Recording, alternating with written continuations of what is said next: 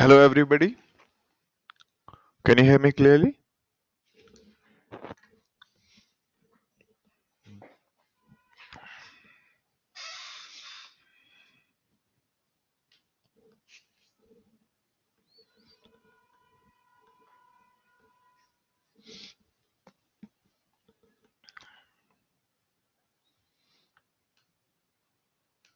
All right. So let's start now. Other people will be joining soon. All right.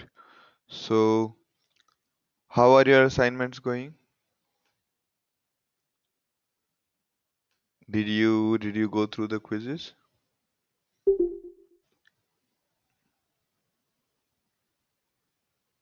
Great. Great.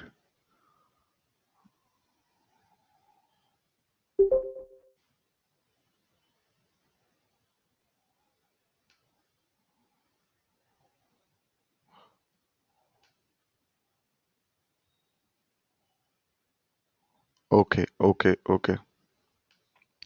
Okay. So if you're not getting time to finish your subjective, at least finish objective because objective will hardly take maybe 5 minutes at most. All right. So just spend 5 minutes and finish the objective. And so,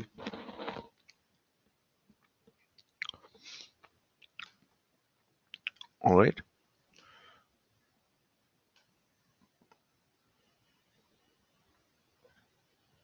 And you can try as many times you want. You can try the quizzes multiple times. Okay. So I mean that's the way you refresh your learning. You attend once and then you re-attend, and you will notice that by the time you attend the second time, you will score almost 100%. Right? Because you will learn and you will be able to recollect. So,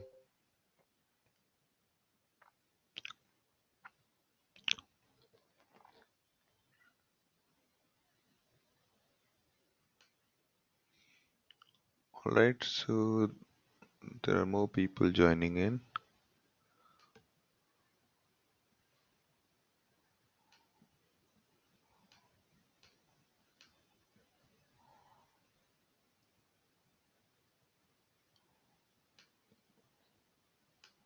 Good, good, good. So before we start with our discussion, so last time we were basically introducing what is HBase, and we plan to go into the details of HBase in today's session. So before we move on, do you have any questions for me?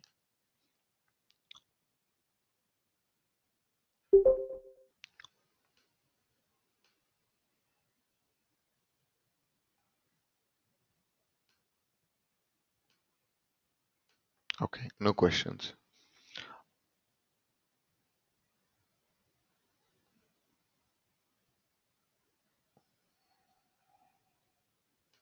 All right.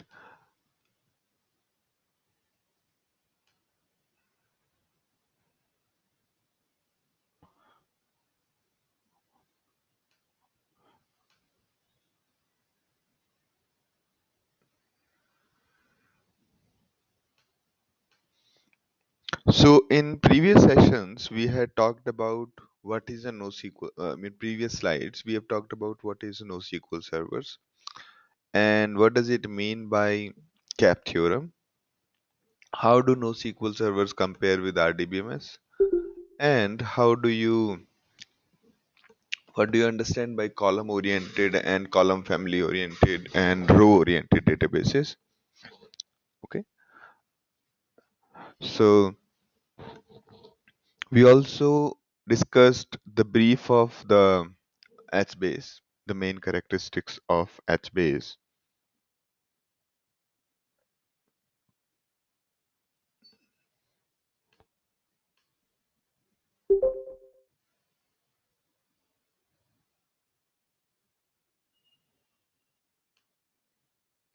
Okay, okay,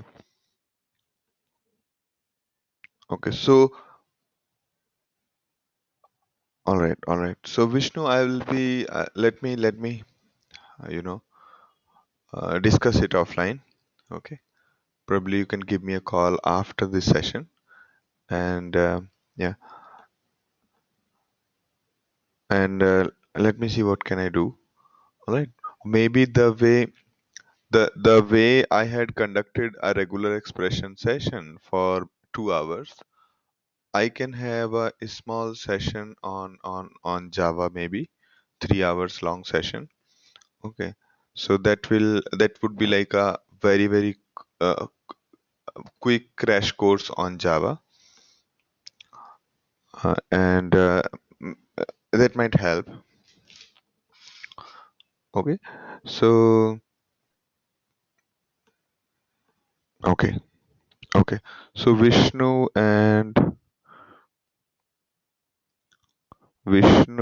Abhishek, it's okay to share it with the group, and alright. So Vishnu, Abhishek, and Valentine for Java crash course. Okay, and so what will I do is that so far I have not planned for a Java crash course, but maybe we will have a small Java crash course for 3 hours, and then at the same time in the morning, or is this time okay for you guys on the weekdays?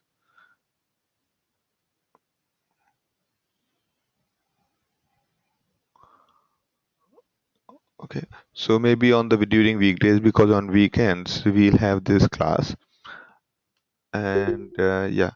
So let me try to do that, and then we'll have a recording of the session, and I'll share it with all the people, our all other students, because in other sessions also people have asked for the Java session. Okay, good, good. Because yeah, so maybe a Java session and maybe a Unix briefs. That will be another 2 hour session as a complimentary from our side, and so I'll do that. All right, and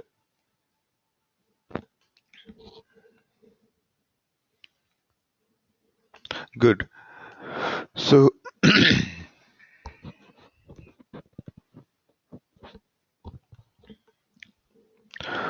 all right. So we have got basic characteristics we have defined. There are no so we talked about that HBase is a column family oriented database. So the column family stays together. That's the simple thumb rule. And under the column family, it's the rows first and then columns later. Okay.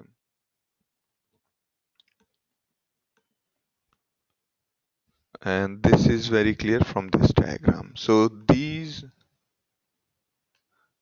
okay. So CF1, CF2, the basically these two are in the same column family. So under the column first under the column family, the data is stored like this. I'll show you the actual way the data is stored, and you will understand what I'm trying to say. Okay. Now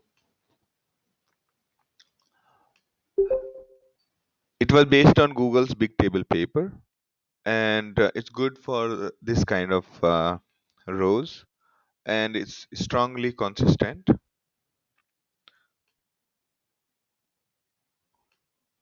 All right. It's strongly consistent as opposed to the other databases where they prefer the eventual consistency.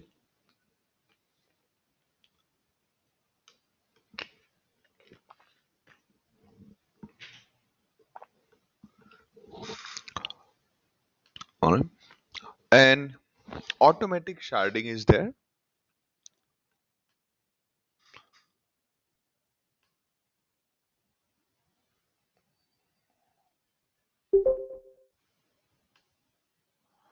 My connection is, it's displaying that the connection has been disconnected. Can you hear me? Am I audible to you? Only Vishnu? Okay. Okay. So maybe. All right. So basically, these were the few characteristics we talked about, and we will be moving on into the details now.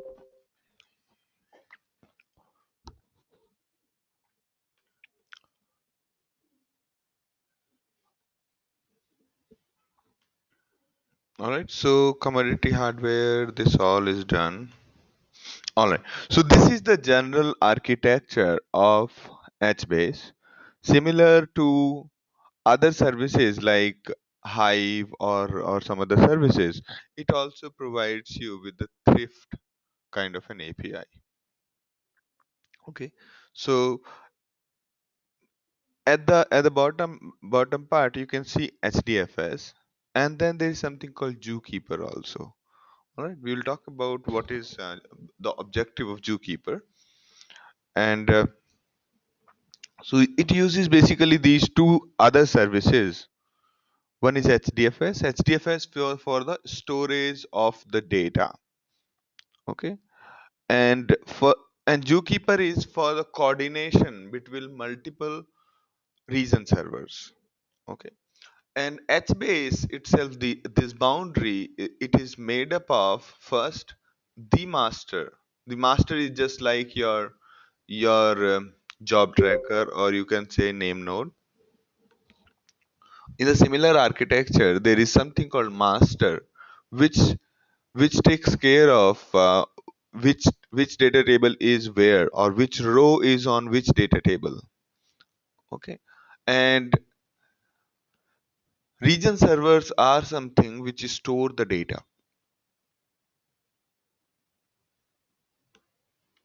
Okay, so in the HBase, you have master and region servers. Region servers store the actual data in the form of regions. Regions are basically part of column families. If a column family represents x number of columns, and out of those x columns, few rows constitute a region server. A region. Region is essentially a subset of rows from each of the column family. We'll talk about it, and you will get what I'm talking about. And each region server under the hood gets stored in this manner. There is something called h file. You write to the h file, and then it writes onto a write ahead log. Basically, h file is there's a memory store. You keep on writing to the RAM, and that gets written to the disk. Those all those mechanisms where you write immediately to the memory or RAM, and that keeps on getting written continuously onto the disk, is called write ahead log. Okay, so once again, so basically write ahead log is a kind of a data structure which is quite popular in almost all the database kind of systems.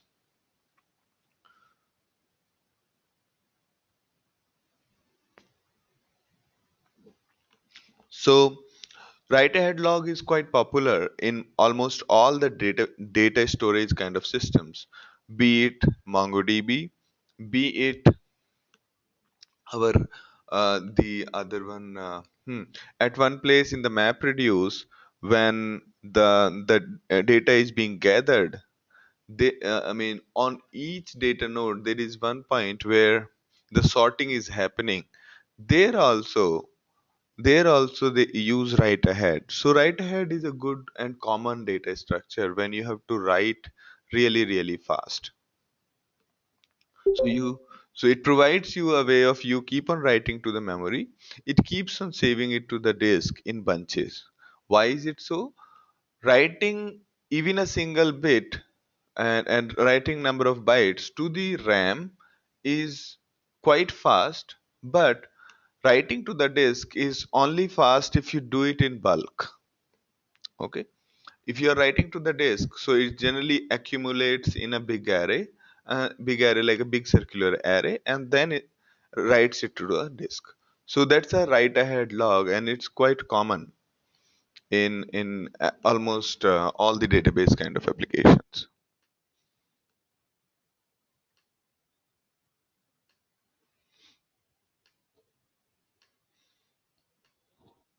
So Vishnu's question is how HBase is different from Cassandra. The biggest difference is that Cassandra does not require HDFS.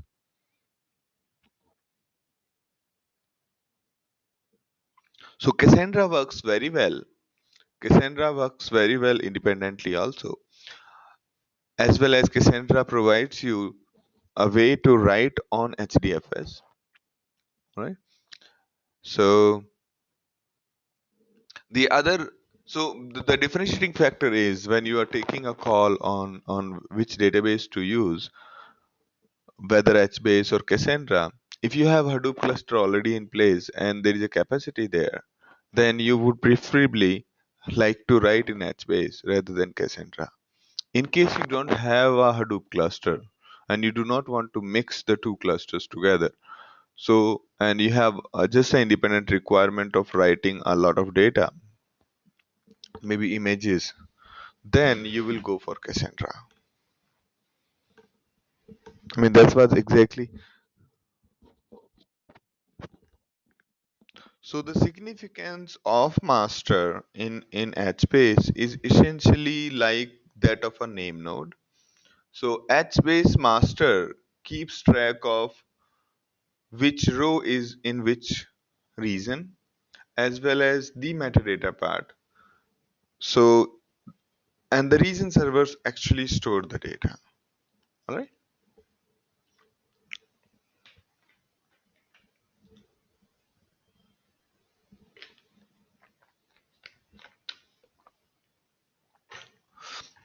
All right. So master and region servers. Master metadata, region servers actual data in the shapes of regions. Regions are subset rows out of a table column family. So column a table is divided into column family the way here we were describing. A table will be divided into column family like emp name. This section, this section, this and this. These two constitute a column family. And if you if you have this section, this is one reason. Okay, this is one reason out of a column family, and this is another reason, or it could be this is one reason, right? So that's how the whole thing is defined.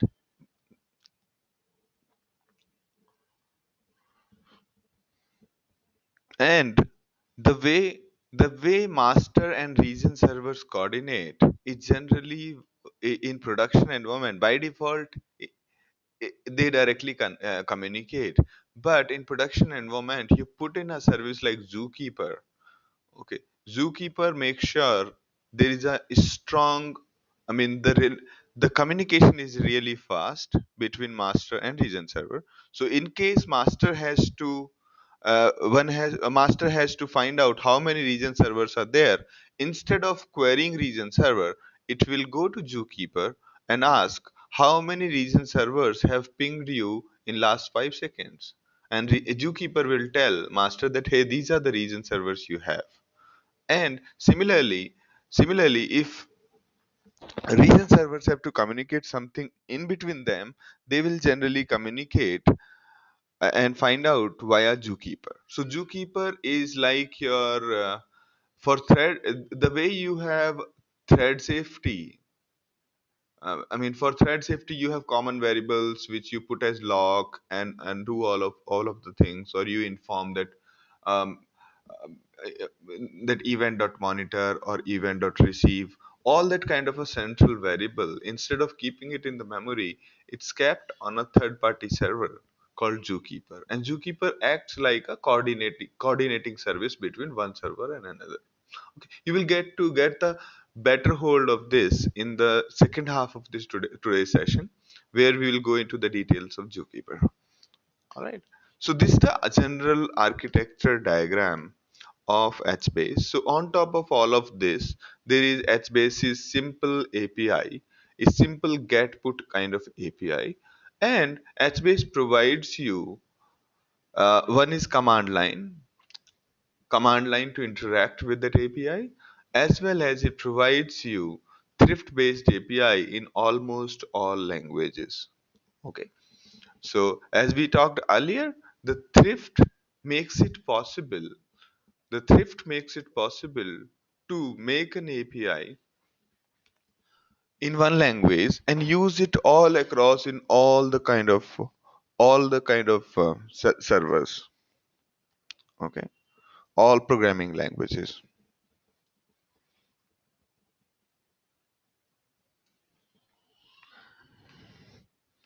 Great. All right. So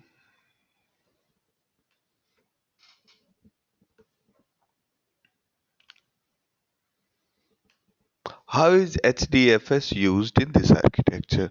So when region server is storing the actual data, it will be storing it in the files. Under the hood, it will be basically a file. All right. And that file is that file is stored on HDFS.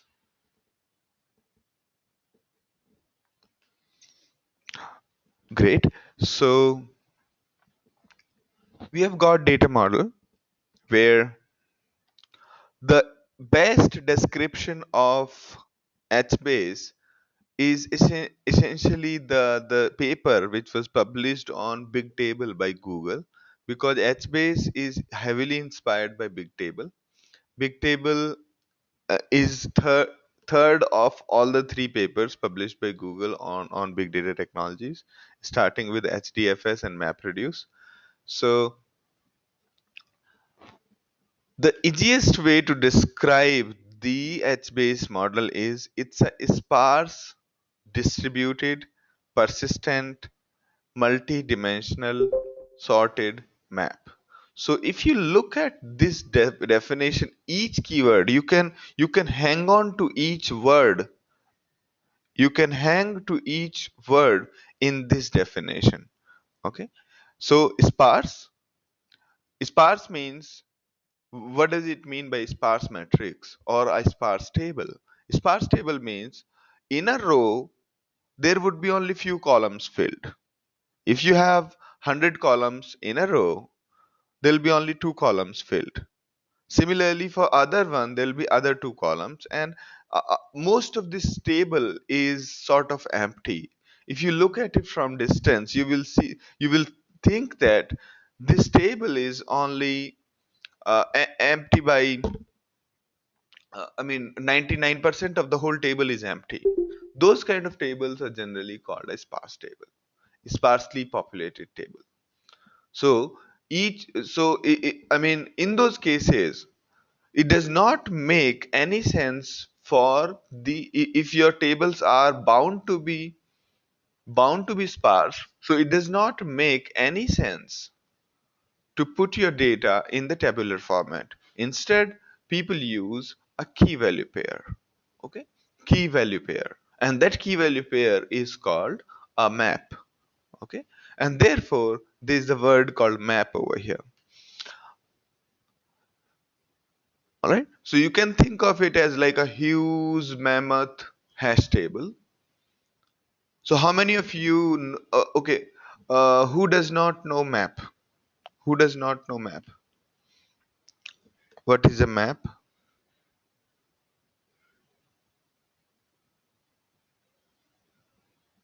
So everybody knows. Perfect. Map is essentially a collection of key value pair, a huge dictionary which has a key, like a word, and the meaning as the definition. So huge dictionary of word. So so so the data model of Bigtable or HBase is essentially a huge mammoth map where you keep on dumping things, where you can keep on pushing things continuously and retrieving things back. Okay.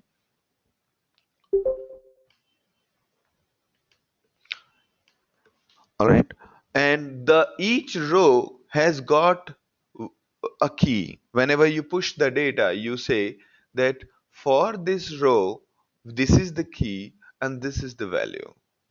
Okay. Second is distributed. What does it mean by distributed? A single map which we talked about containing all the key value pairs. We are essentially spread over the network. There are multiple region servers having multiple copies of the data, and a strong consistency is maintained so that all copies are in sync. Okay, so it's distributed and persistent, so it doesn't remain only in the memory. It is not a memory kind of a database. It's a persistent kind of database. Persisted as in saved onto disk. So whenever you say persisted is conversion of data in the RAM or data in the memory onto a permanent format. Okay, maybe in the disk, maybe onto the network, or maybe elsewhere. So that's called persistent. And multi-dimensional as in the way in a hash map you have only key value. In multi-dimensional you can have key as key 1 comma key 2 comma key 3, that comprise all these key 1 key 2 key 3. They all make up a single key. So that's called multi-dimensional map. Okay, so the key is comprised of multiple level of keys, key 1, key 2, key 3, key 4, and so on. So that is called multi-dimensional sorted map. And sorted, the why sorted? Because the keys are sorted.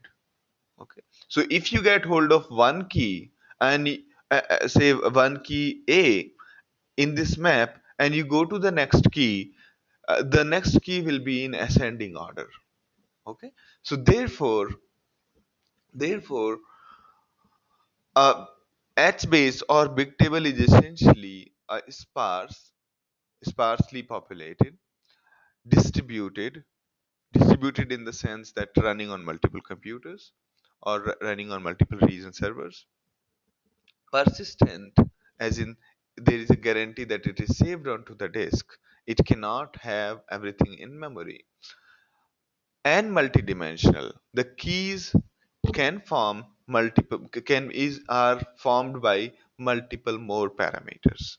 All right. So that is the probably the best definition anybody can give for HBase or big table. Okay. So this first line of that paper is essentially summarizes the whole architecture. Okay. Now,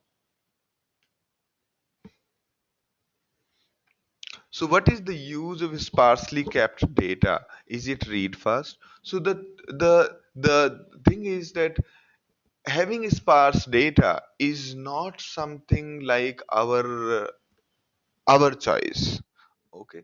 Whenever you deal with data in real world, in lot of cases, you end up having a lot of sparse data. Okay. Either so sparse data as in, so you have got example at animal. Okay. So some animals have A property, B property, and C property. These are common properties in animal. But if you have a dog, it will have all these ABC common property and some more, and so on, right? And if you have cat, you will have okay. So it can basically um, other property like barking and etc. So it'll have uh, say three more columns. Okay. And if you have a cat, then you will have ABC, those common columns, but there'll be some five more columns, right? Now, as a part of your design, you can keep dog and cat and animal three tables, okay? Or you can keep all these three into single table called animal, where you will have A, B, C. For dog, this row will represent a dog. These are three more columns. Okay. And for a cat, he will have another set of columns, which is five more columns here. So effectively, if you look at the animal table, in the one row contain six columns, and second row contains these five more eight columns, right? So as more and more kind of different variety of data or variety of rows will come into picture, you will have this animal table really sparse. When you deal in the real world, specifically the big data world, you will have these dog, cat, and everything, say 100, 10,000, 100,000 kind of data types. Okay, 100,000 kind of a data types. Okay, and therefore, if you have these 100,000 tables, if you have 100,000 tables in your database, it is almost impossible to keep on joining them and trying to get the data what you're looking for. Okay. So that is the design choice which has been taken by almost even Cassandra, MongoDB, and HBase, and even Couchbase and Redis, that when it comes to big data, the relational model where we could have 10,000 different database table to represent 10,000 different animals.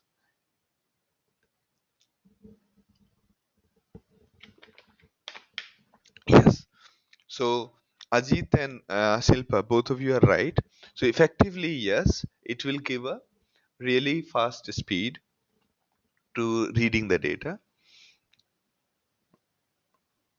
Yes, so that is one primary reason. You are right.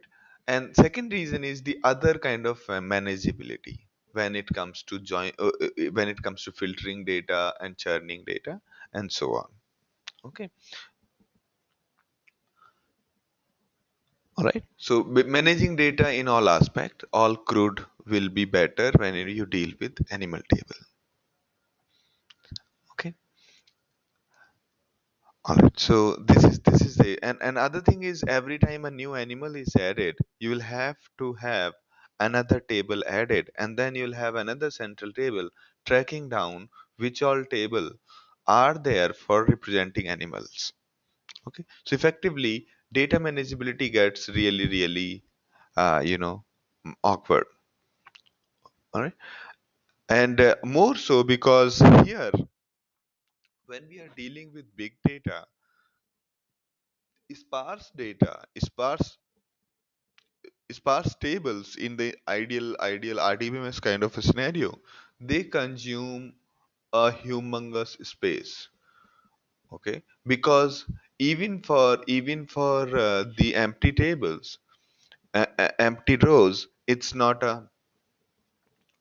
I mean, first, if you have this kind of table in RDBMS, number of columns portray a challenge to you. Relational databases are not great at managing a dynamic number of columns. Second, relational databases are not great at managing huge number of columns. Huge as in millions of columns cannot be managed with the relational databases. Okay. So so that is the reason we hardly took this kind of approach when it came to dealing with the sparse data. We always took this kind of approach, okay, where we had separate table. Great. All right. Now, right. So that is the reason, the instead of it being a table kind of model, it is more like a hash table. Okay. It's a more like a hash table. And why hash table? Why map? Because since our row is going to be located on it's there's no guarantee that that all the data is going to stay on a single computer. So this data is going to get splitted up across the cluster. Okay, some rows here, some rows there, some table here, some table there, under various region servers, right? Therefore, we should be always able to find out our data, and to find out our data, we should have a handle, and that handle is the key. Okay, so almost all NoSQL databases have a key that represents each row. Okay, it's like row ID being available to the end user, so that end user can always say that give me this particular row.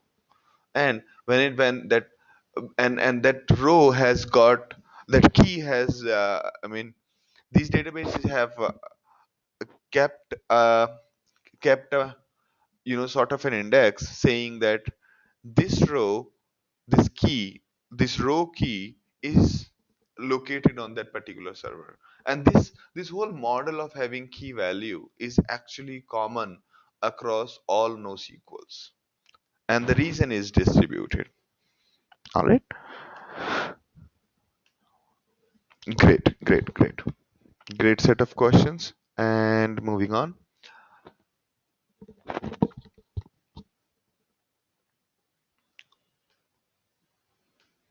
Okay. Now, the data model, we will go into the details of how is the table stored on HBase, and so that you can always see what's going on. So a table is basically HBase organizes the data into tables. Table names are strings that are safe for file path. Okay. Similarly, a row is essentially a part of the table, a subset of the table. Data is stored according to its row. Okay. Rows are identified by row unique key. We have already discussed this. And interesting part in the whole game is that even row key is a binary data. It is bytes. Okay, it's bytes. So whether your row key can be a, say, movie itself, and there is no size restriction on a row key. You can have as big as you want. It doesn't have to be few bytes of a string. Okay, this is a very big difference and will impact your design decisions. So you have got a huge table. Table is essentially for organizing data.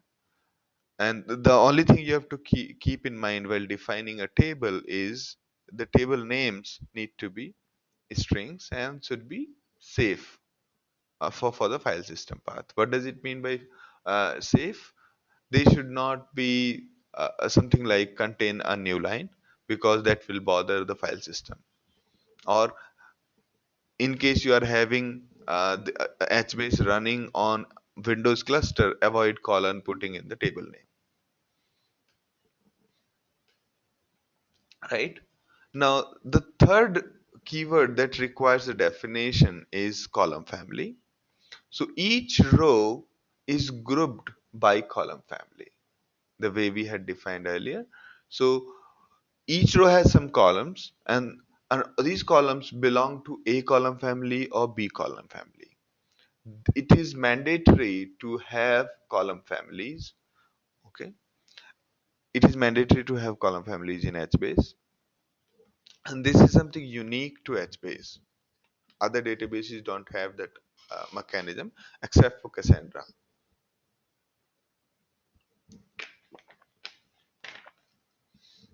Okay.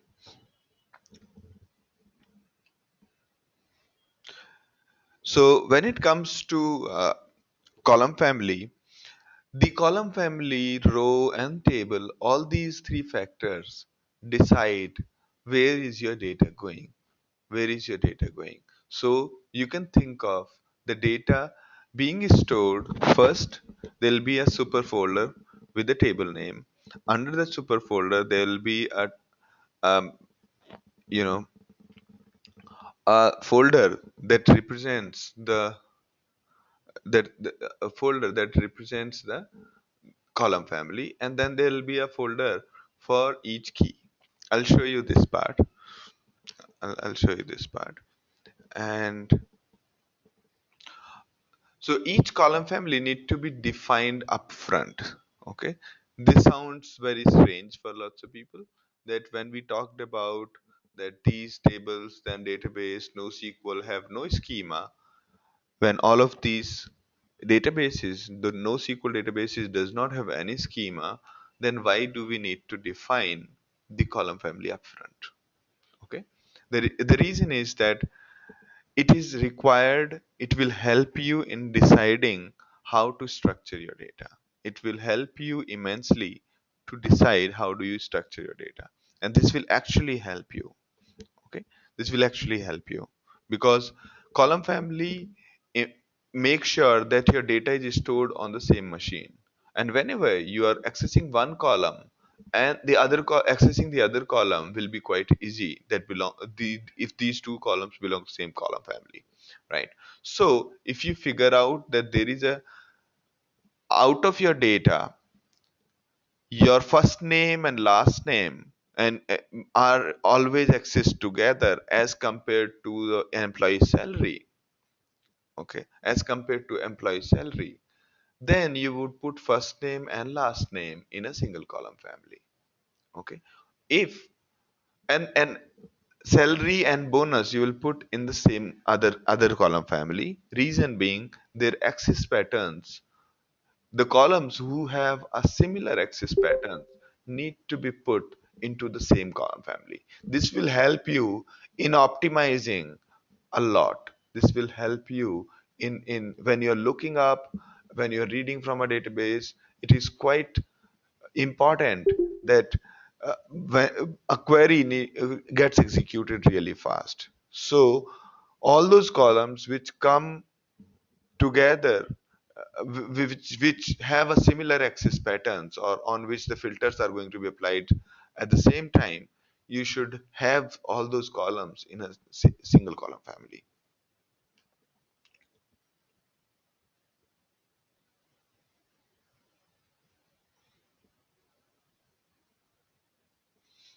Okay, so in Cassandra, tables and column families are analogous. So that's not the case here. Here, the column name is basically a composition of column family and column name. Okay, so how should I describe? So, but if you look at the design perspective, the table is actually a subset of a table comprising basically a column family is essentially equal to a table here. Okay, but let's keep that kind of a confusion away for time being. And so yeah, here they are essentially two different things. Okay, but from a design perspective, it's a similar thing under the hood. You will understand this when I show you the folder structure. How is the data stored, and you will immediately get it that uh, it's it's almost similar. Okay. So column families need to be defined upfront. When we're creating a table, you need to say create table with this name and these column family 1, comma column family 2. You don't need to define the data type of any column family. Okay. Column family just a name given to a group of columns.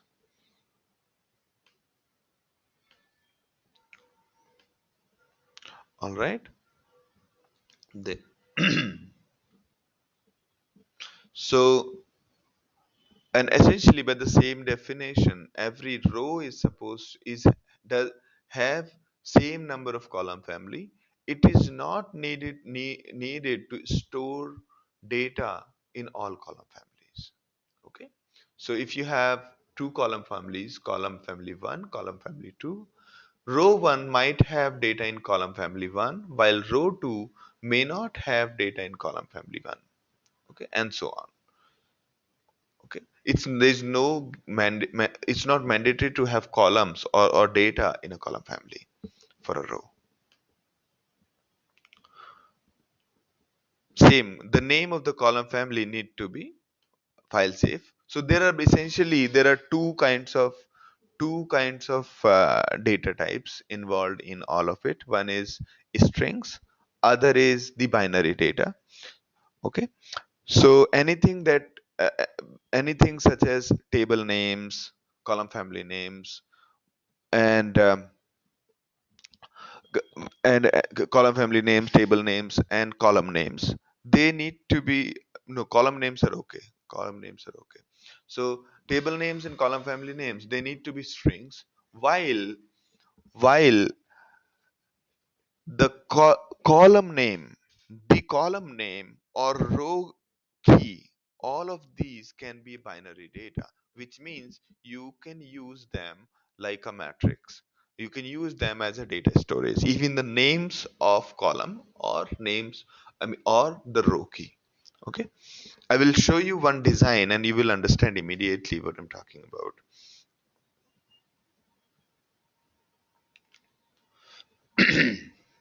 Then there is something called a column.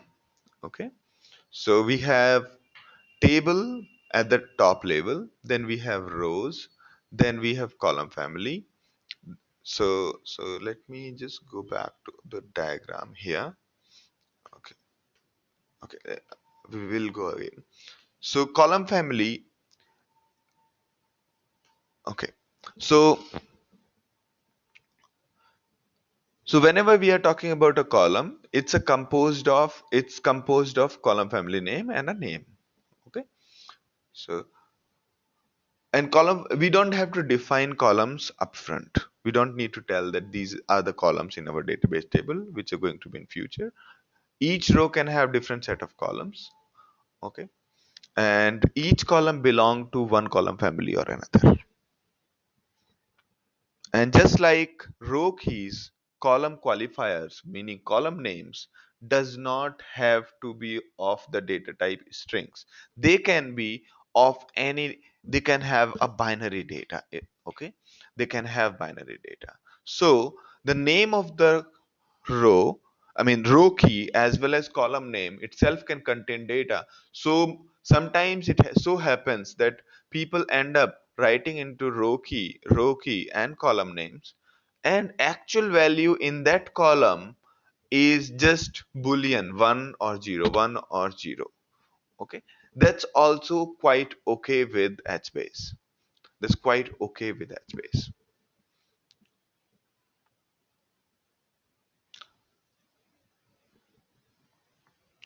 All right, then the cell is something like an intersection between column and the row. It's like saying, I mean, when you say a shell, we say, okay, so because as we said that HBase is nothing but a big hash table, we can say you can think of hash table like, for a row, for a column, our value is cell value. Okay. So for a row and for a column, our value is cell value. This is like a hypothetical representation you can have in mind. Okay. And a row, or you can otherwise see the next way you can think of. For my table T1, for a table 1, for a particular column family, sorry. So for a table 1, for a row, and for our column family 1, column 1, our cell value is this. Okay, right? So you can think of this hash table like in this manner. So for a table, for a row, for a column family, and for a column, there is a cell value. Okay, and cell value again can be of the data type bytes. You can write anything you wish to write. Okay, unlike your relational databases where you're forced to stick to one of the one of the data types. Here you are free to write anything you want.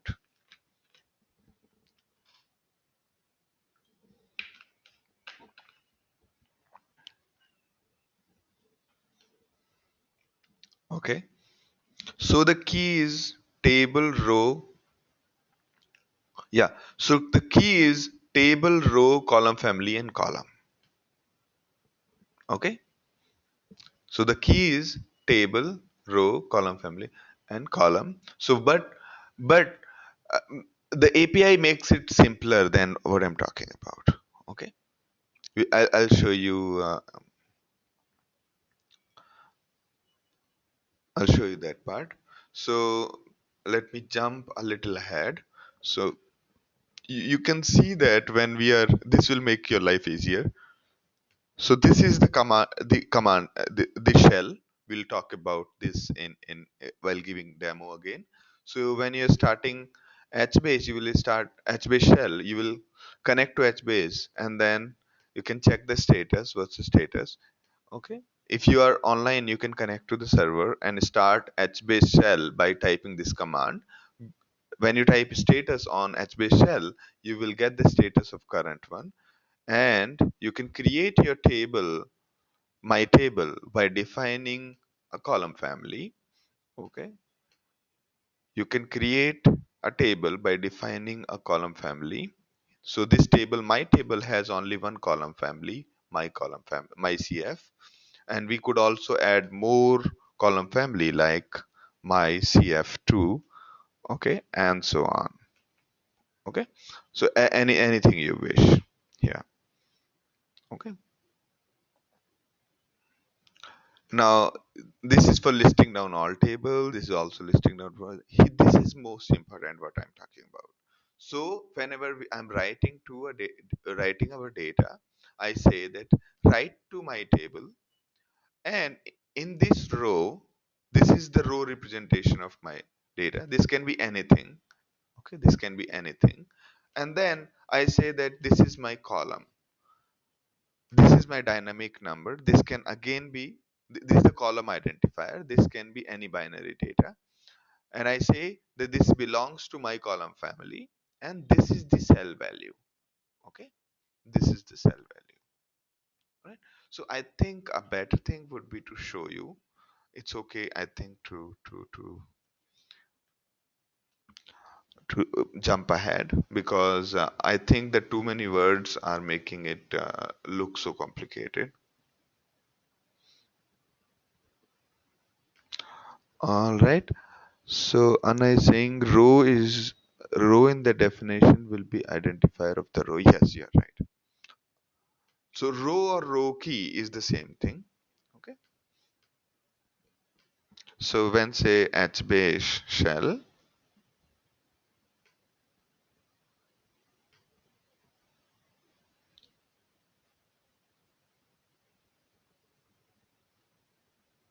so we say list.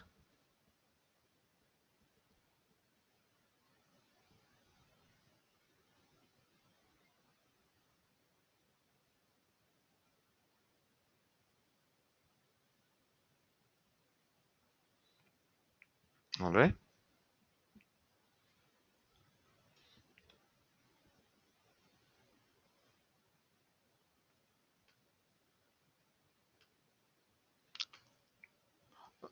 Let it turn on. Okay. And when you're getting the data, again you specify these things. Okay. We say get my table and all of this.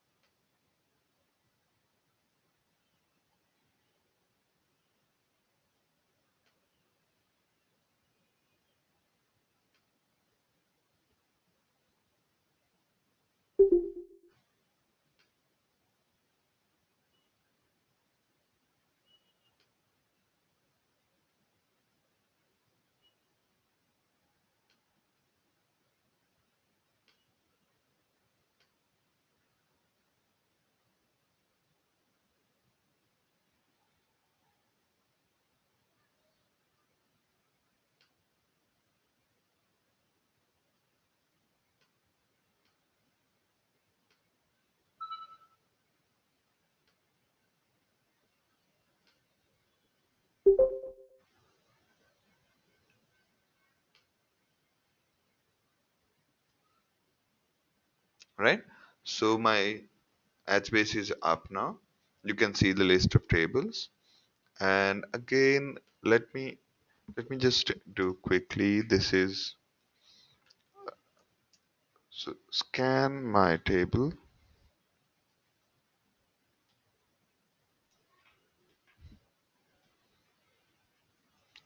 create,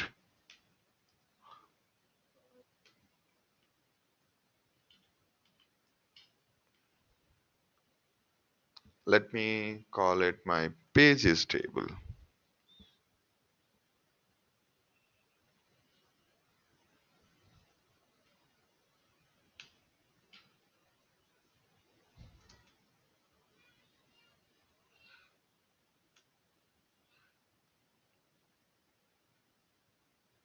Create, this is correct. Why? Okay, so list, it is already created, and I can say scan. Alright, so you have got rows and column plus cell. And now if you have to put any data into this table, so I say put pages table, and I specify a row, pages table, say I call it, my URL is www, no big data.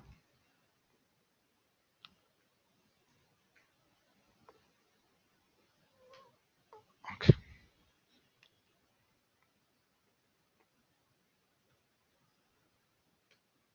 I think, is it visible now, Anna? So that's my row, and then the column family I had defined as, what were the column family I had defined? MyCF. Okay, MyCF. Okay, MyCF, I call it, say, referred by. Okay, that's my name I'm giving it. And then I define my other URL. Okay, now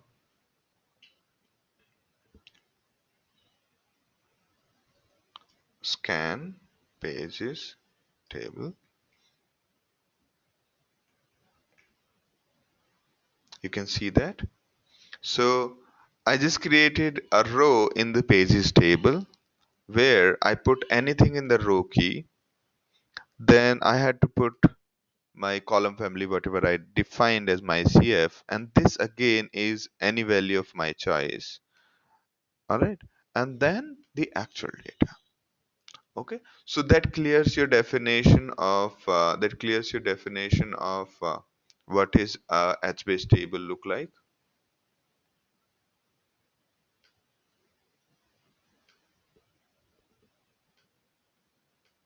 Okay, so now we can, it'll be easier to understand that part. All right, so cell is clear. You can put any value inside the cell. Now there is something very important, which is timestamp. So each value in the cell is versioned. What does it mean? The last few values of each cell are maintained in the history. Okay. Every time you put data into a cell, it has got a version. So you have got an extra dimension to represent, extra dimension.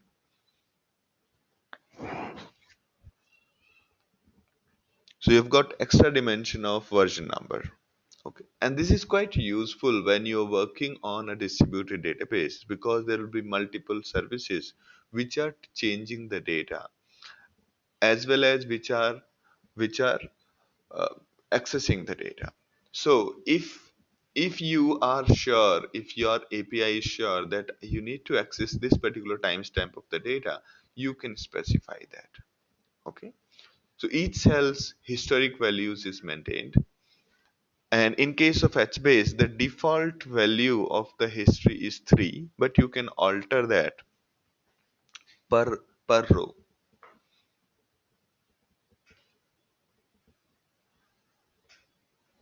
So version number, as every cell has got a version number. By default, the version number is in the form of timestamps. Okay. And in case you don't specify version number, the latest value is returned. Okay. So you can define the number of versions which HBase can retain for each column family. Okay, it does not need to be whole database specific or table specific. It has to be, when you're defining a column family, you can define the number of versions it can retain.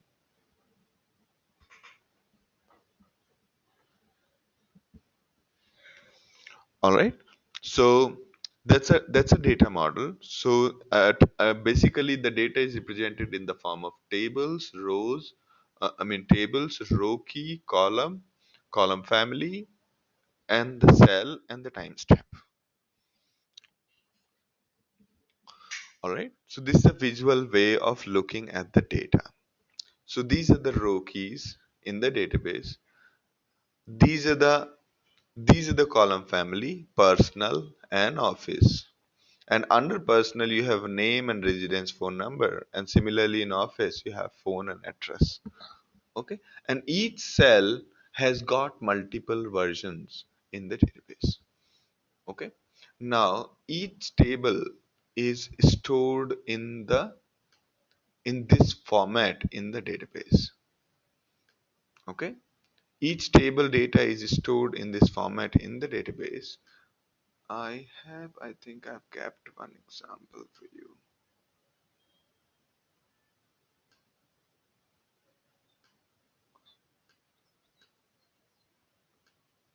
Okay. All right. So, at the top you see the row key, the same thing what we have here 0001. Then under that you have column family personal. Under that you have a column name, and then you have a version. So the same thing can be visualized as this format 0001, then office, then address, then timestamp, and then this. Okay. So and actually in the similar format it is stored in the HDFS. So this is what gets stored in the HDFS.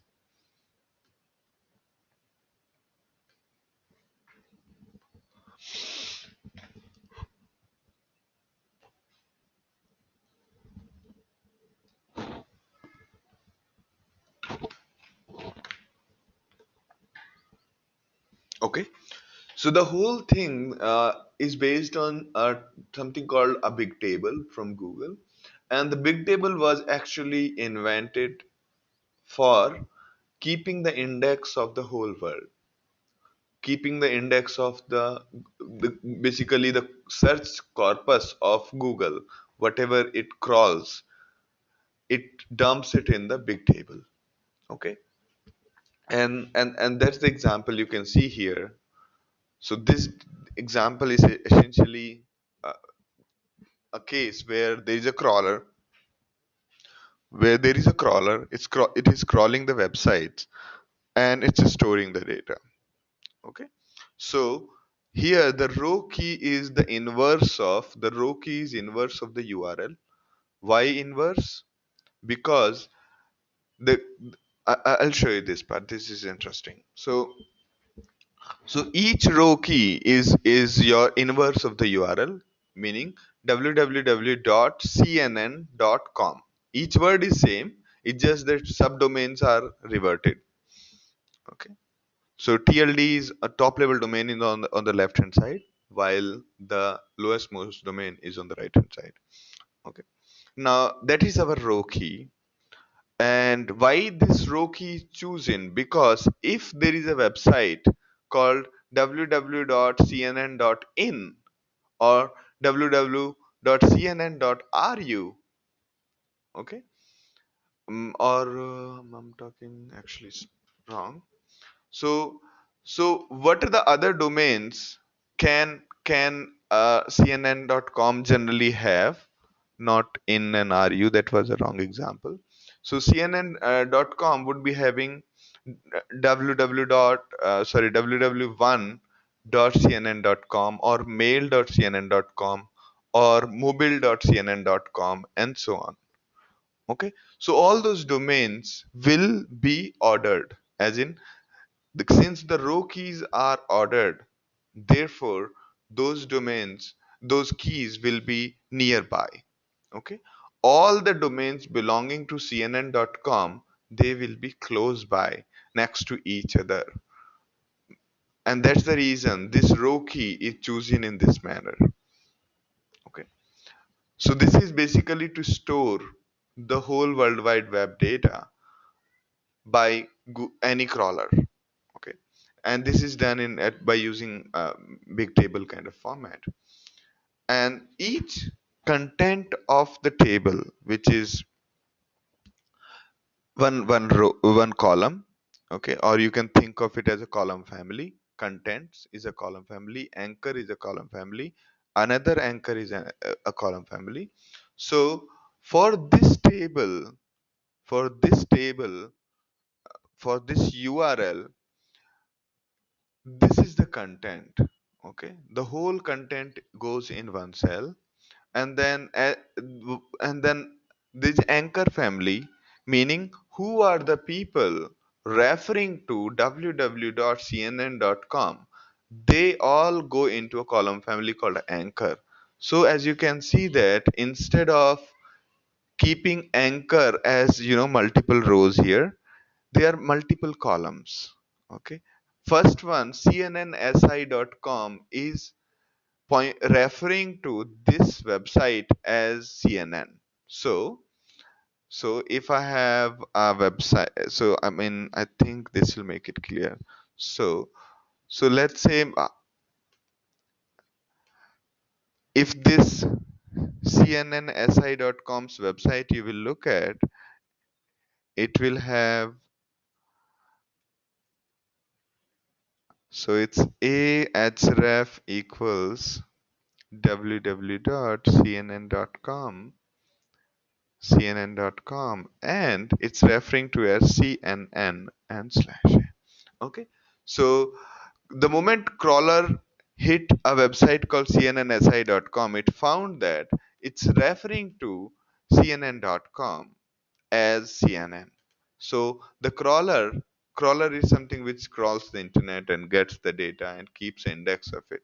Crawler updated this table saying cnnsi.com is referring to www.cnn.com as this one. And after some time, crawler hit another website called my.look.ca. Okay, so again it added one more column in the column family called anchor, and saying that mylook.ca is referring to cnn.com in this format. Okay, so now at the end of this exercise, there'll be a humongous table of billions of rows and billions of columns. Billions of columns, because if you see, the columns are being added every time. Okay, and this column will be most likely common to all the URLs, while these columns will vary. Okay, because every row will have different set of anchors. Every row will have different set of URLs pointing to them. Okay, so who is referring to who is basically taken care by anchor family. Does it make sense? Does this table make sense to you? No? Because if you had to design a similar table in using our RDBMS technique, it would be very, very different. Okay, we'll have one table containing the contents of each URL. Then we'll have another table containing who is referring to who. Okay, and then we'll have third table. I mean, there will be so there'll be another table for other kind of database. Here, everything is summarized into one. Okay. Okay. So I'll talk about that here. Okay. Now you can have a look at this one. So the same thing what we discussed in this diagram. Okay. So here let me just read it out. So row key is reverse URL content contains this anchor. This is all I've talked about, that reference page. Okay. And each content, every time it gets changed, they maintain a version of the content. Okay. Because every time you keep on updating website, they keep on noting down that hey, you have modified this data table at these timestamps. All right. And if there is a new website that come in, they will add one more column here, saying that this is the new website referring to cnn.com. Now, answering to Malik Ram's question, that why do we have this inverse one? Okay, why? Because as we said, the row keys are sorted. Okay, row keys are sorted. All right. Now, I think I should give a better example. So com.cnn.com, cnn.www is one key and it has got some value. Okay, some values. Okay, some values. Okay, then we have got another subdomain called mobile.cnn.com. Okay, that has got some other values. Okay, chances are that you will require this data quite often common. It's quite common that you will require this data together. The website of www.cnn.com and mobile.com. The way we have www.nobigdata.com, hadoop1.nobigdata.com, and so on, Hadoop 2, Hadoop 3. So anybody who is accessing our nobigdata.com, Hadoop 1, chances are they will access it together. Okay. And since the table is sorted by the row key, table is sorted by the row key, all the subdomain of a domain will will stay together. Okay, so exploiting it's exploiting this property of table. It is exploiting the property of HBase table, uh, and the property is that row keys are sorted. Okay, it's a sorted map of this sorted, distributed, all those definition there. So it's a sorted map, which means keys are sorted, and effectively all the subdomains of a domain are going to stick together. And whenever you are accessing the table, you can easily traverse to the other ones. So you can think of it as row keys are well indexed.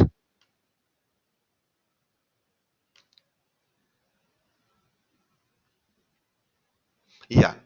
So if for analytics purpose, as Vishnu says, that if we have to find a correlation in the data from WW and mobile, there'll be hundreds of more reasons why you would like to access these data together for analytics purpose.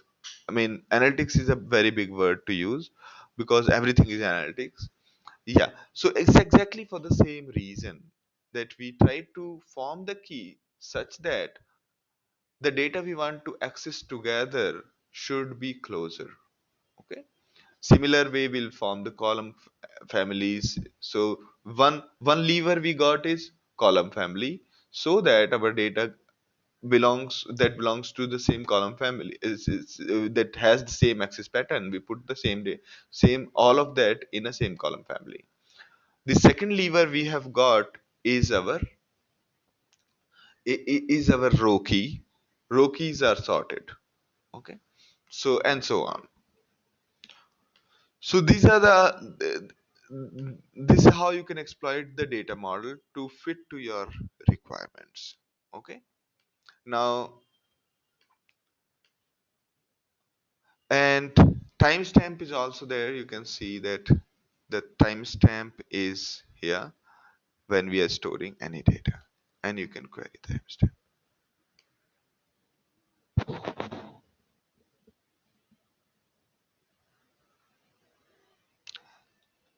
So if there are thousands of, yeah, so if there are thousands of the websites referring to CNN.com, so the column family will be single one, which is anchor will be the column family, but there will be thousand columns that belong to the same column family. Okay, because as you can see that anchor colon XYZ, anchor colon ABC, and so on, right? So all belong to the anchor column family here, right?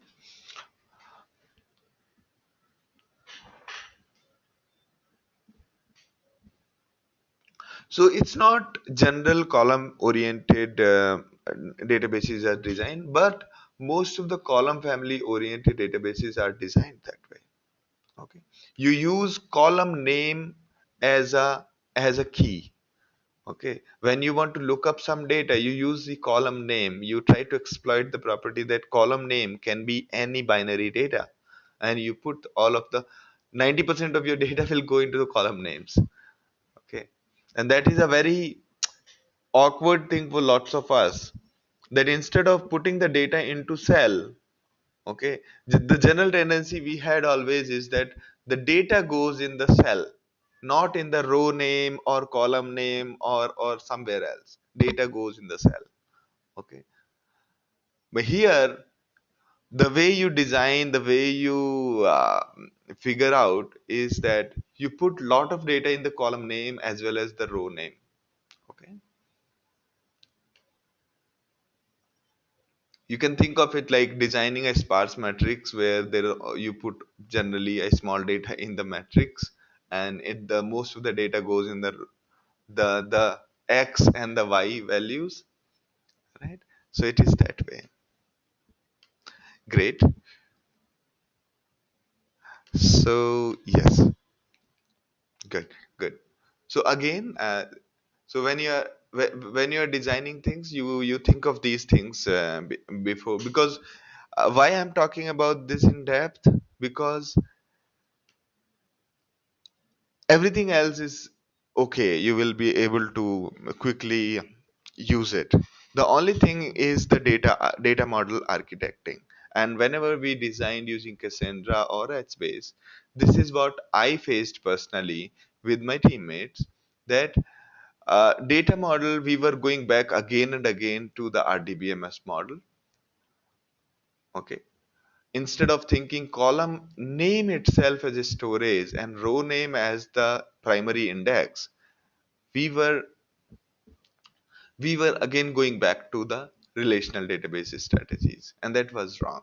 So it took us some time to basically get used to this kind of model when we are designing using HBase or Cassandra.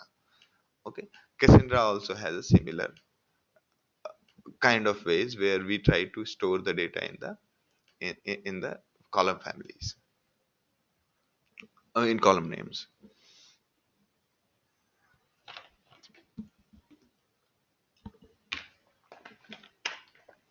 So indexing is based on row key, or in other words, tables are sorted based on row key. Okay, so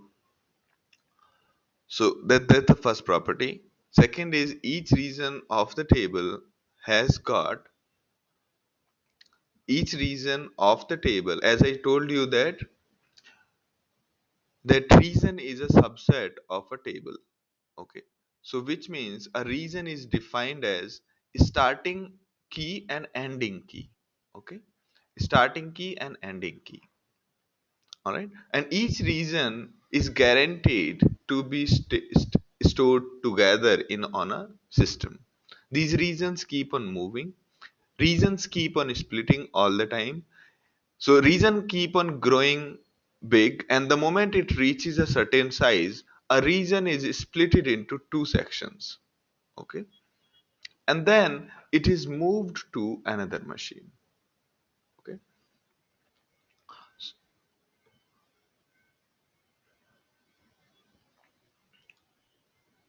Everything in HBase is stored as a byte.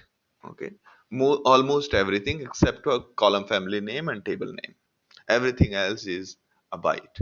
Say a cell value, row key value, or your cell value, row key value, and your column names. All of them are stored as a byte array. Atomicity is guaranteed only at the row level. Okay, atomicity is guaranteed only at the row level. Okay, this is very important. Take this into consideration when you are modeling transactions. Okay, you cannot have a guarantee like you had in RDBMS. Say you have transaction 1. Okay, so transaction 1, we could, under part of a transaction 1, we could say update table 1 by setting column 1 equals to column 2. Okay, where where where our ID equals to 1. And we could also say, as part of the same transaction, we could also say, okay, let okay, we could say column 3 equals value this, where ID equals to 3. We could also say in RDMS case earlier, that update second table and set this. Okay, here we could say this was quite perfect. They just worked perfectly. But given the fact that Archbase is a distributed system, it cannot provide this. If it starts providing this kind of transaction, it will become really, really slow and will not cater to the big data kind of requirements.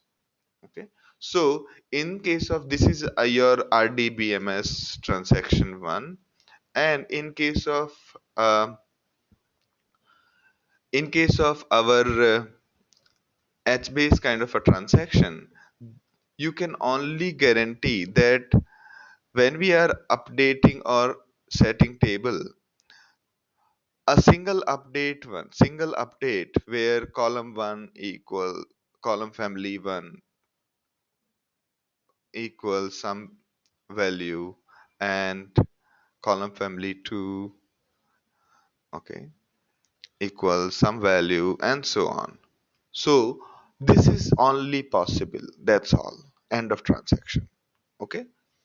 So that's a very important thing. You cannot guarantee the atomicity across rows or across table. Only atomicity is guaranteed at row level. The important part is that across column families you can have the transaction atomicity, meaning either all the column families will get updated or nothing gets updated, right? The other part is column families has to be defined upfront, the way we gave an example. Column qualifiers are dynamic and can be defined at any time. They are stored as byte, so you can put data in them. Okay. The column names, as I told you, column names are your data storage as well. It's not just only the identifier because they allow you to write bytes. Okay. Now, all data model operations returns the data in the following order. Whenever you're querying the data, you will get the data in this following manner: row key, column family, column qualifier, timestamp, etc. All right. So this is what it is. And HBase is, if you look at most of these databases, they are not really databases. They are more of data stores. Okay, be it Redis, be it HBase, be it other things, they are mostly data stores because they do not provide a full-fledged query languages which gives you join or the other kind of features. Okay. And most of these query languages are built on top of these key value kind of mechanisms. Okay, that is good enough for, I think you'll be able to do the data model design if you just stick to these principles.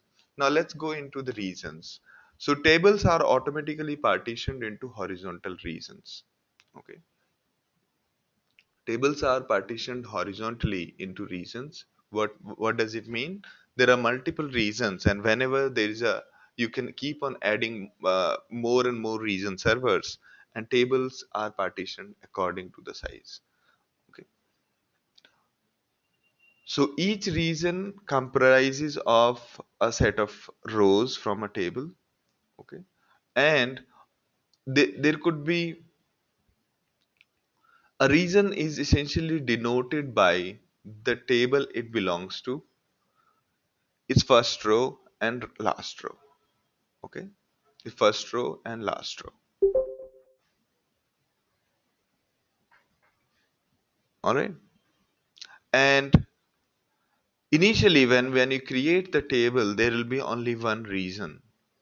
And the moment you keep on adding more and more data, this table will split into two halves. You can define this threshold on on what scale you want to split it. You can define this threshold that when you grow to this size, or when you grow beyond these many rows, you split it into two halves. And before the first split, the whenever you load the data, it's only the first machine. Okay, because the data lies only in one machine till the point of time.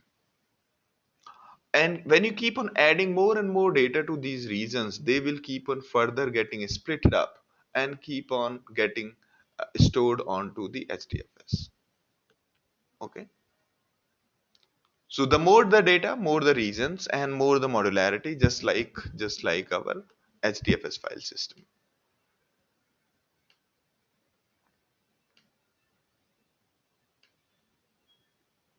So we generally don't define regions. We just keep on adding the data. Regions are something defined internally by HBase, and it keeps on moving those regions across for rebalancing. Okay. Now here is the architecture. So I'll show you one folder. You ideally what you should do is you should, okay, go to Hadoop, Hadoop one,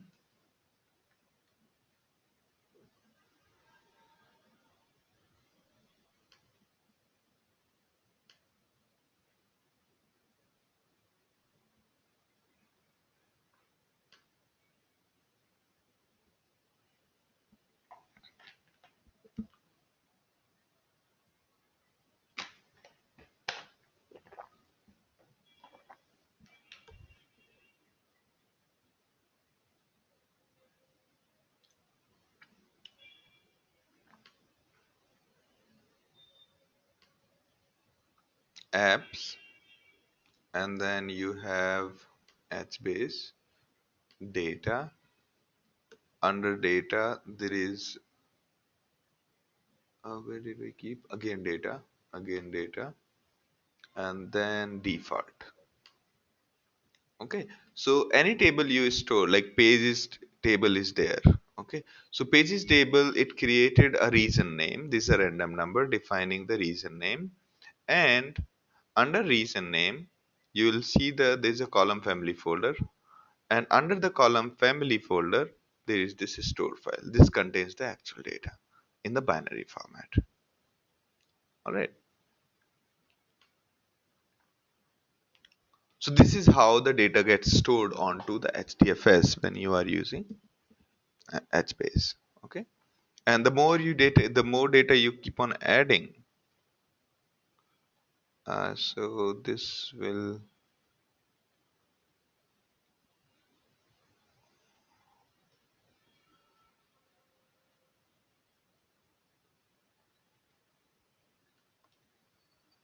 all right. So you'll keep on getting more and more data.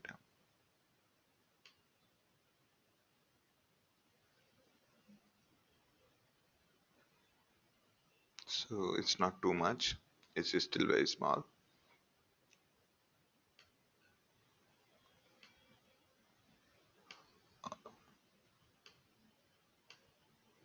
So reason is a part of table, and reason keeps on moving from server to server. So reason is part of the data table. Reason server is basically a server that runs on any node containing HDFS. Okay.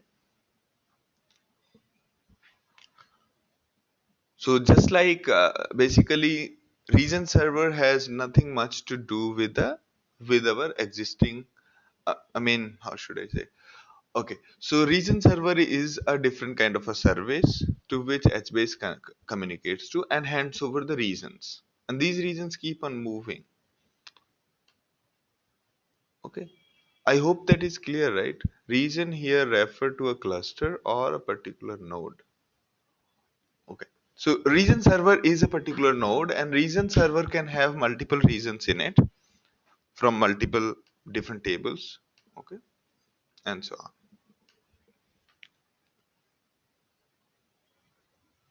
Did I clarify it, or did I confuse you guys? Vishnu? So, so this is how it's stored, which means that all the data belonging to the same region and same column family, okay, will store in the same file, and that's how the efficiency is brought into.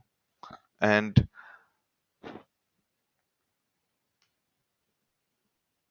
I'm just trying to see where is the URL which I had kept.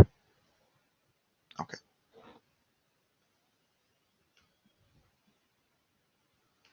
all right. This we have talked about. Okay. So whenever you are talking to HBase, you always talk in terms of scanners. Scanners are like cursors. So you always get hold of a scanner by these kind of commands. And so scanners need to be closed after you have used them. Scanners return rows in the order.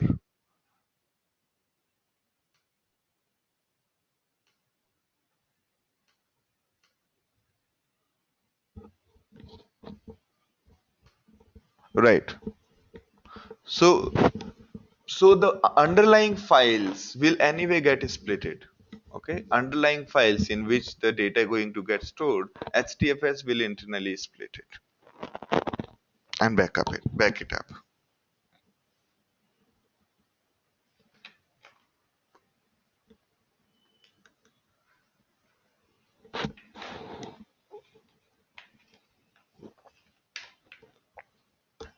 If even for if the value in a cell is multi gigabytes, value in a cell is a multi gigabytes, or the row key itself is multi gigabytes, it's okay, it will split it further. Or combined row key and a column family and in a cell, if the data is really too huge in reason, first it will try to break it into number of rows based on number of rows. Even if there is a single row containing lot of data, in those cases that file is anyway going to be splitted by our HDFS and get stored based on the block size. Perfect. So effectively, it is capable of handling really humongous data because the power of HDFS as well as the HBase both are combined together in the for accomplishing the same thing uh, of storing humongous data. Okay. So whenever you access the data programmatically, you use something called scanner. First, you create an instance of HBase table and ask the HBase table to give you the scanner based on the scan options. And scan options or scan parameters are at what row key you want to start, at what row key you want to stop, and which are the columns you want to return. Okay, and once you have got one particular scanner, you can say give me next n number of rows, give me these many rows, and it will give you back that amount of data. And that's the querying which is provided by default by HBase. Okay, all right. Let's take a break for 10 minutes and get back. Bye.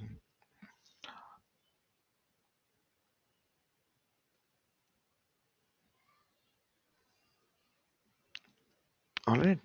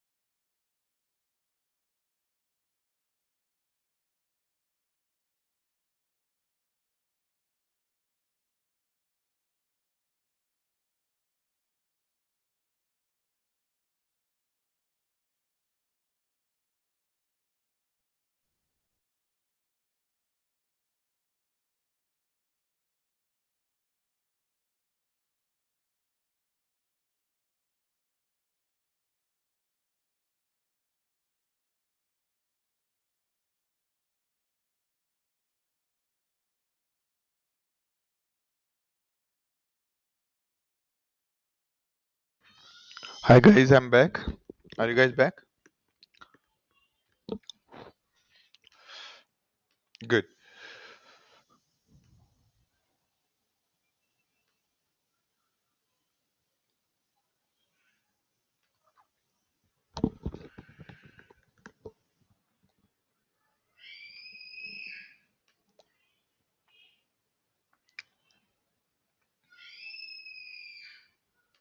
Hi, can you hear me? Are you guys back?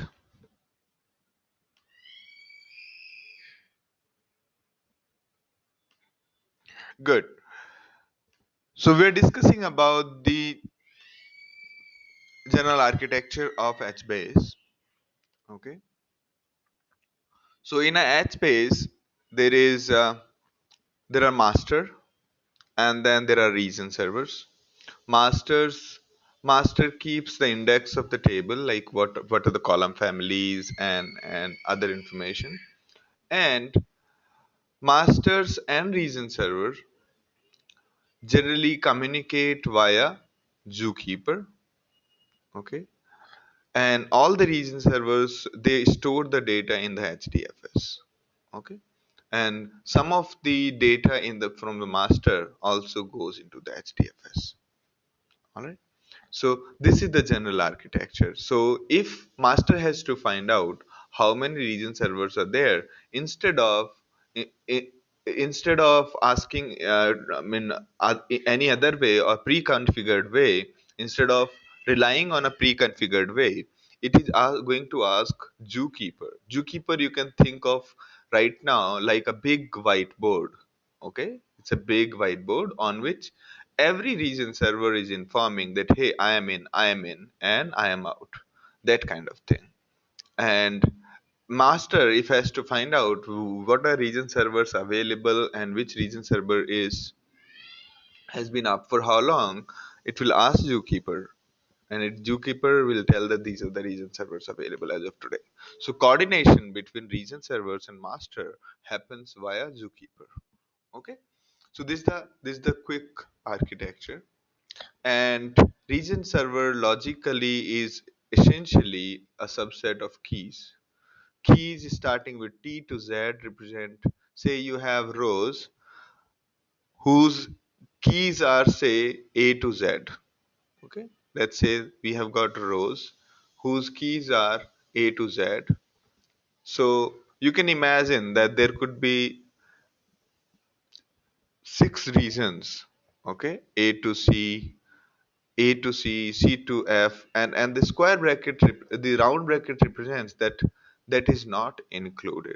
Okay, so C is not included. So keys A to B are in this, and C to F is in here, F to I is here, and I to M is here.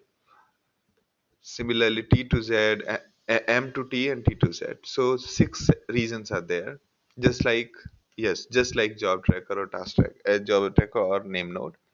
And you have got multiple regions on a single region server. So you have got these two regions, one TZ and other is AC. Okay. So in the similar manner, you could have any row keys, and you might ask that our row keys could be binary, and here we are talking about start and end.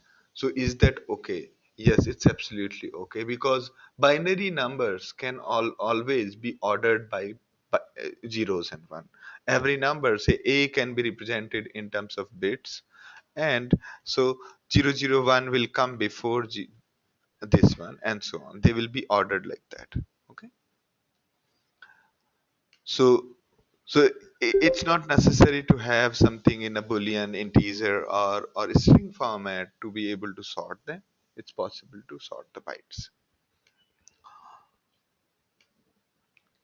Alright, so those are called region servers. And here it's a ugly slide which shows you the code, how do you connect as a Java client. So first you create a config object, and once you have created config object, either you populate config object from a file or you yourself specify the configuration on what is your name of the HBase master, or what is the name of zookeeper. So client also, in this architecture, the one part which is missing here is the client. So client also finds out about master and reason server from the zookeeper itself. Okay. So client talks to zookeeper and asks that who was the master, who was the HBase master, did any HBase master register with you. So zookeeper will give you that. And this is like giant whiteboard on which everybody writes their name. So you go to the giant whiteboard and asks that who wrote the name, who is the HBase master, what is their IP address, and so on. And that is the reason when we did earlier and our HBase was down. Okay, our HBase was down. Where is that? Okay, yep. So here, so this was the first time we did, yeah. Okay. So here, when we started our client HBase shell in the beginning, it said cannot get master address from zookeeper. Jednode data is null. It means zookeeper. When we went to zookeeper and asked and checked that is is there any master, has anybody informed himself to be the HBase master, then zookeeper said no, we don't have any such record. Okay, so that's what happened.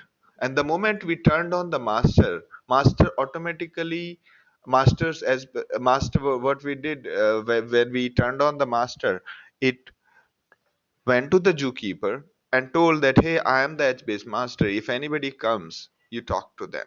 And same time we did not have to restart our HBase shell. It automatically figured it out again by querying zookeeper that who is the master and so on. So this communication is really seamless. And and we'll talk about zookeeper more in detail in the in whenever we after this. Okay.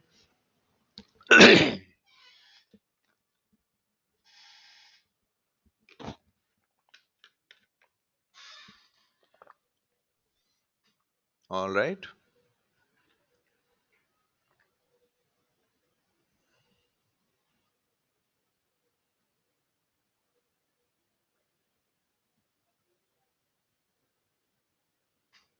All right. So this is how the region server, sorry, this is the Java client.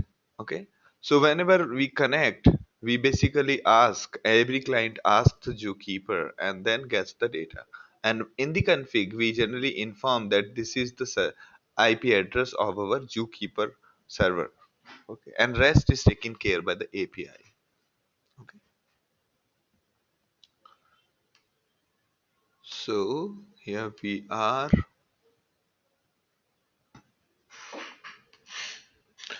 So we defined a config, then we defined our table, and we defined the column descriptions that these are the column families we have, and then we created the table.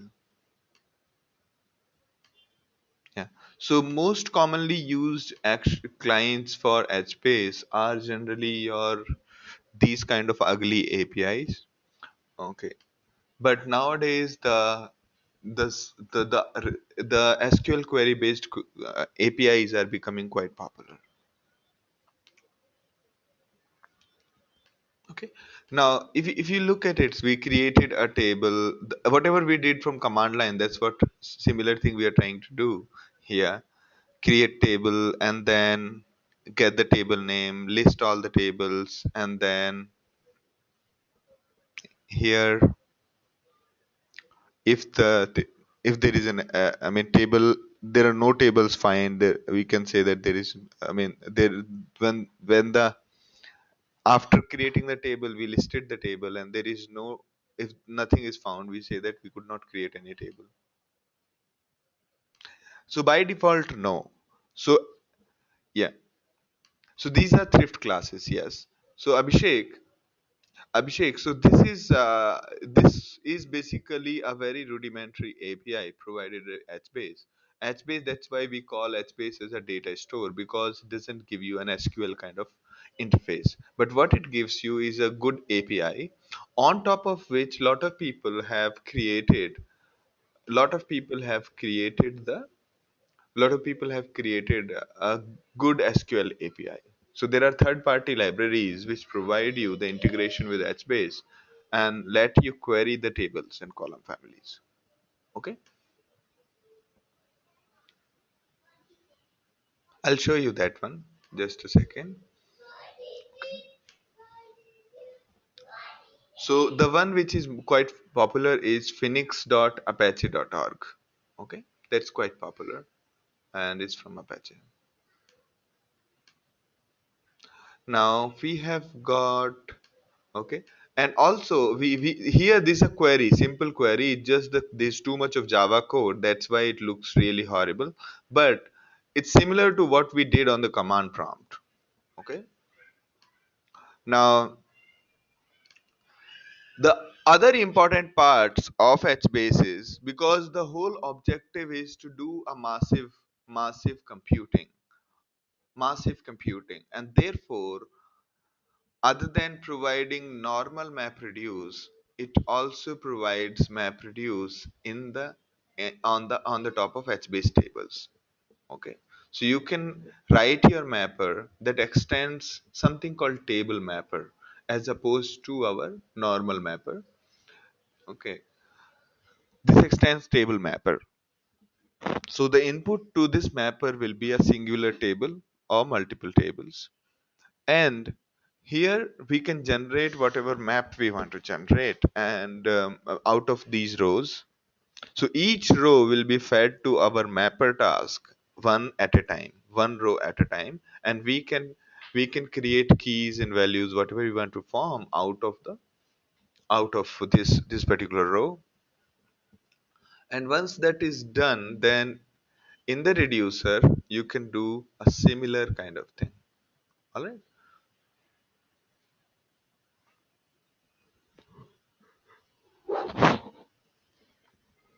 all right. So basically, this is a word count example where we have a row, and out of that row we have picked up a particular column. We have picked up a particular column and set that as a value, and then printed it. Okay, and in the reducer we are just counting words and printing it. So here the important part is table reducer and table mapper, and we run that. Okay, and similar to our earlier example, this is what we have to do. Okay, so we have to stitch the two together using init map job table and then run it. That's all. Okay, so we started mapper, then we started we mapped both of them together, and then we set that this is number of term, and then wait for completion. This is what kicks in everything. Okay, so it's possible to do MapReduce row wise on all of these tables in HBase. Okay, so as part of client, so I showed you one is like our Java client. Second was like the client for MapReduce using Java, and third one is the REST interface. REST interface looks something like this. Those who are new to REST interface, this is how the REST interface looks like, or any URL in the world is generally in this format. Any URL as in any URL. Okay. So whenever we talk about REST, we say that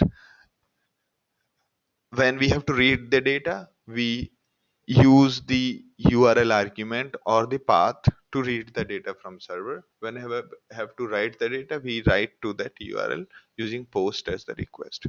So those are the services called REST services. And URL, when we talk about in REST services, URL is generally in this format. It starts with scheme colon slashes. Scheme could be HTTP, scheme could be FTP, a scheme could be multiple kind of format. Like there are multiple kinds of format. Okay, and you can coin your own if you wish.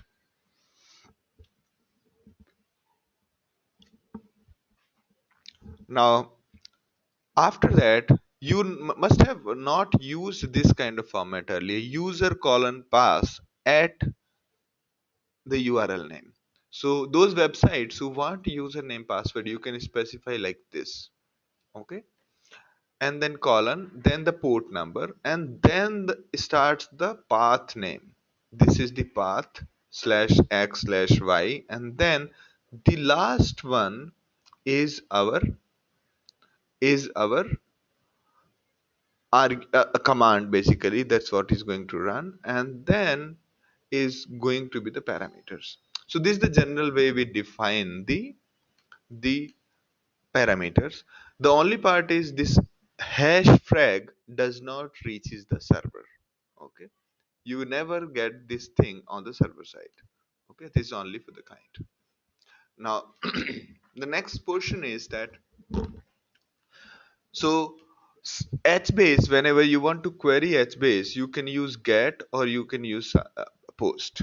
Okay, put. So for example, uh, to get a column name call name in a column family CF1, for a row one in a table my table, you could go to this URL. Okay, while for putting the data, the format remains almost same except for one extra parameter called value equals something.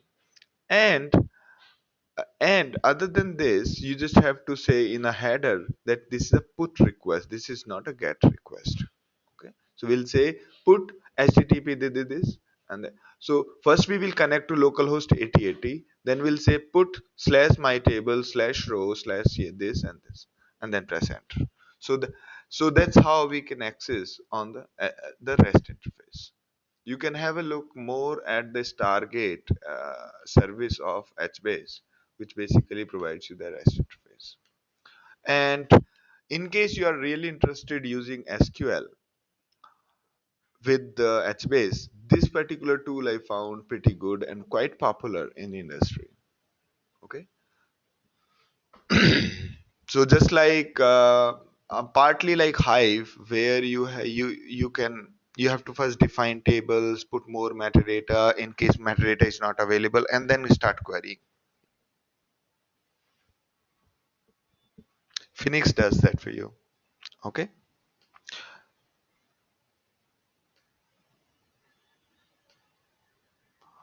so HBase can be used for OLTP. Partly yes, partly yes, because it is fairly fast.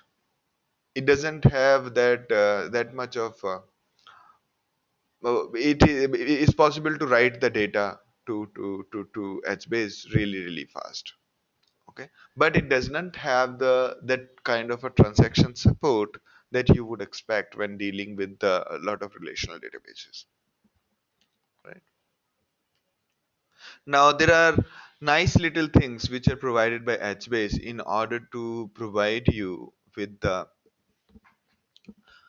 with the performance, and one of them, the technique is called bloom filter. So why am I discussing bloom filter? Although it's a small feature, but lots of people ask bloom filter in the interviews, and lots of people find I mean, I find bloom filter really useful when it comes to building any system.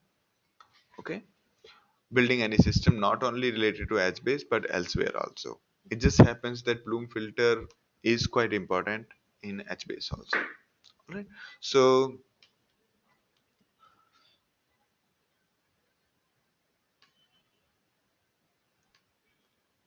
now imagine a service which is getting heavily hit by lots of clients. Okay, imagine that kind of a service which is being hit by lots of client, and most of these clients are requesting for the data for the key which doesn't exist in HBase. And that's quite common. So most of these services are hitting your HBase database and requesting the data for the keys which do not exist in the database. Okay, so they are, I mean, basically in the end you will have to respond to lot of spammers. Okay, or you are responding to lot of queries for which the data never existed. So for optimizing such kind of scenarios, what you do is you place a filter before your database. So filter basically will do the rudimentary checks and then hand over the request to the actual HBase.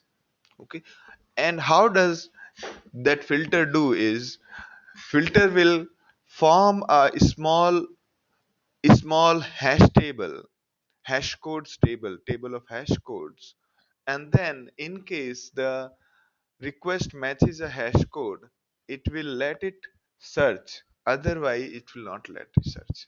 Okay, let me let me try to explain it bit more. I'm sure I did not explain it correctly. Okay, so imagine there was this watchman in your building. Okay, what he has to do is whenever people come to this watchman, he has to look up in a big register, looks up in a big register. Okay, for the name, for the name user is claim, for the name specified by user. Okay, now it's a huge register. Okay, it's a very huge register, and even looking up in the index is costly.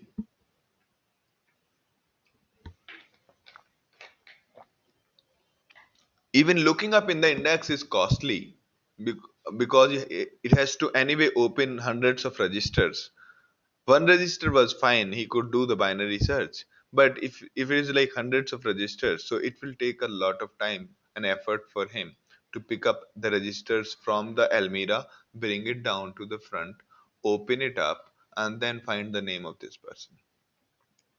So instead of doing that, what we did was we put another watchman before. Okay, we call him the pre-watchman. Okay, we call him the pre-watchman, and this person sits before the that watchman, and what he does is he is given a list of first two letters of the names. Okay, he's given first two letters of the name. Say Sandeep is SA, Ajit is AJ, Apurv is AP, Harish is HA, and so on. Okay, so this list is going to be fairly small, which means it is going to be something like 26 into 26. Okay, so they're going to be hardly these many. Okay, or uh, so so this way he can actually even remember these names, these two letter sequences, right? He can remember the two letter sequences, and whenever a user comes in case their name matches any of these first two letters, it let them pass and let them search in the database. Okay, it let them search in the database. Okay, in case it does not match, it immediately rejects. Okay, it immediately rejects and says that no, we don't have something called SU. Okay, we don't have something called SU, so go back. But if something comes up as SA, okay, then it let it pass and then look up in the database. Make sense? So this reduces a lot of load on your database. So For positive ones, there are two lookups, while for the failed ones, there is only one lookup. So do you have a key one? No. That filter itself bounced him back. But in case it says yes, I have key two, in those cases it goes to the storage and the actual lookup system of HBase, and then it says yes, yes, I have the key. But sometimes it may not have the key storage. Okay. In those cases, this looks like too much of waste, right? Sounds good to you? No? This is important thing, and it's must. I mean, it's sort of a very important criteria to. I mean, it's an important technique of statistically. It's statistically proven technique that this works. Okay. So did I confuse you guys when with respect to Bloom filter, or was I able to explain Bloom filter to you? So Bloom filter basically works on the hash code. Right now I gave a scheme called assay. There he could also do that. He sums up these two digits. Okay. Sum of sum of the first two letters ASCII value. So it could do a lot of magic just to keep the list smaller and still avoid the false positives.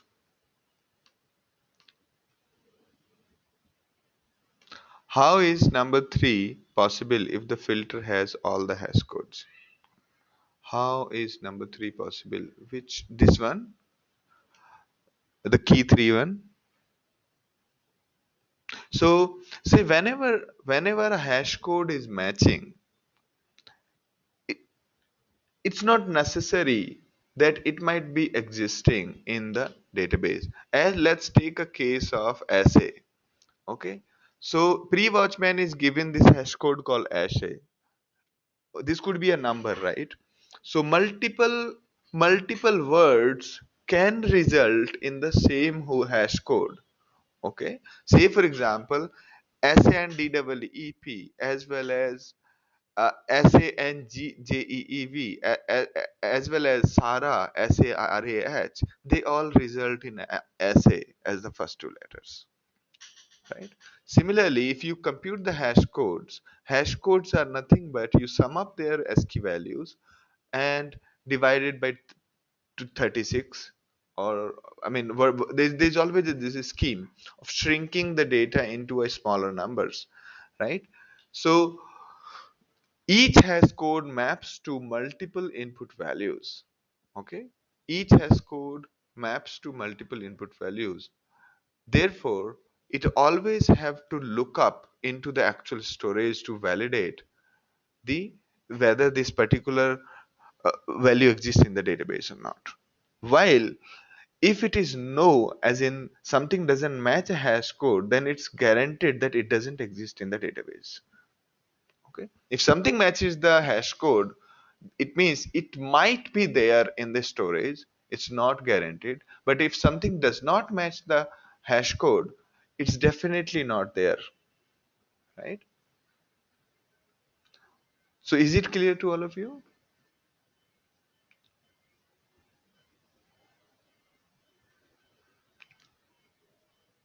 If you want, I can describe with another example. That's okay. But it's important to know a Bloom filter.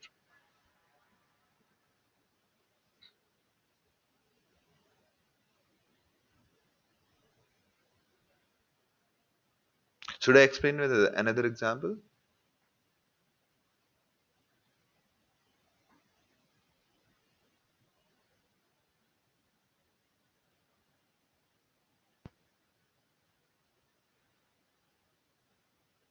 Manish? Okay.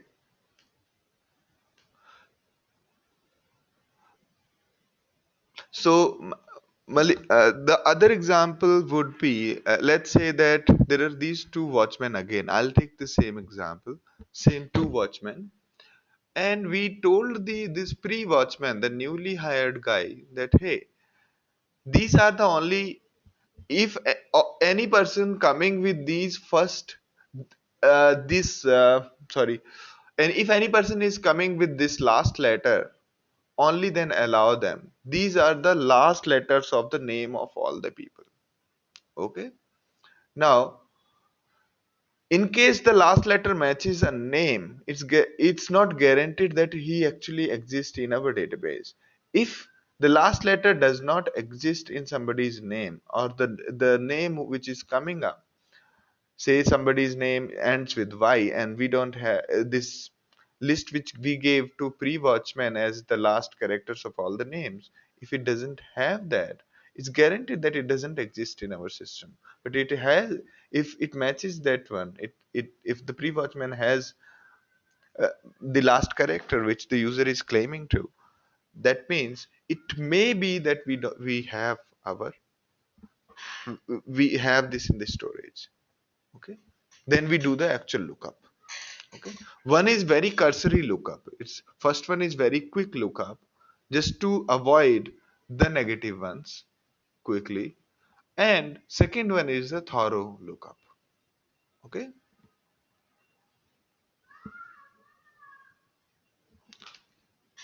make sense to you?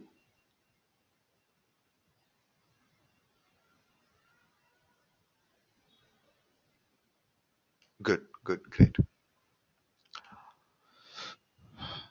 All right, so this is how you do a quick edge base. You start working with edge base, and you can look it up, the status of edge base on this particular port 60010. Okay, and so it shows that what is the memory usage, and it also shows you that.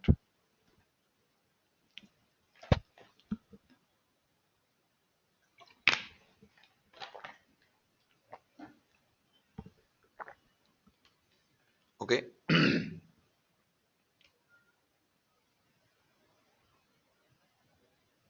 so the service which gives you the full status of your database is this one.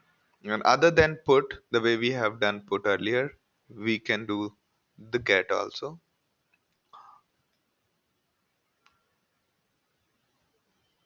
Okay, so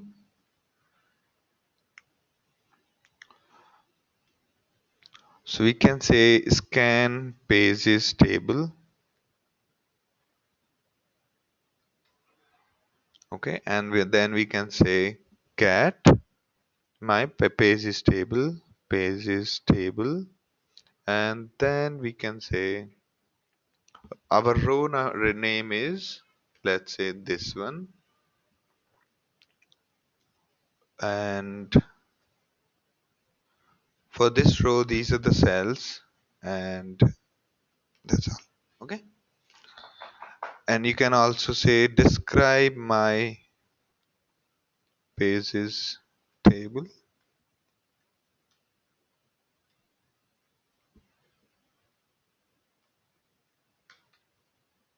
Okay, so you can see that the data is there. It tells you what exactly is going on. Okay, with all the details. The replication scope is there. Bloom filter is set on each row.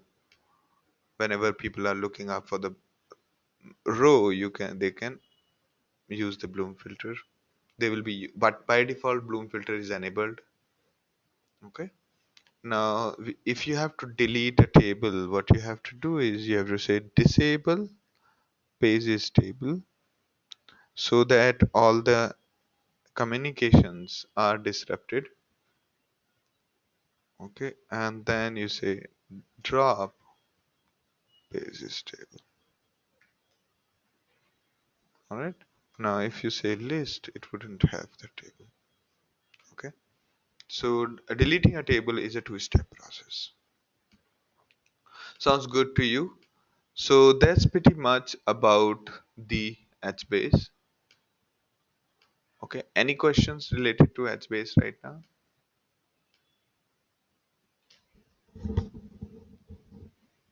No, indexing is not supported in HBase. You'll have to do your own kind of a, if you have to create indexing on say XYZ attribute, you'll have to create a separate table, or you'll have to utilize the column or the row keys.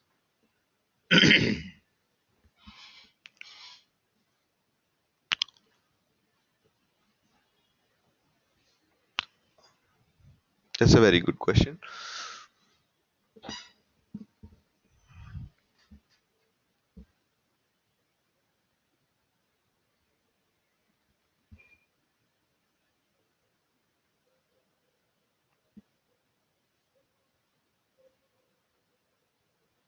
Right. Till now, it can be summarized that big data is about read. Any focus is on write. The write programs are also written with the queue. Yeah. So most of the big data, I mean, most of the big data way, the way people work is that although here there is a row and row has keys and values, but at the end, it's I mean, row is essentially a collection of key values. Nothing much. You're right.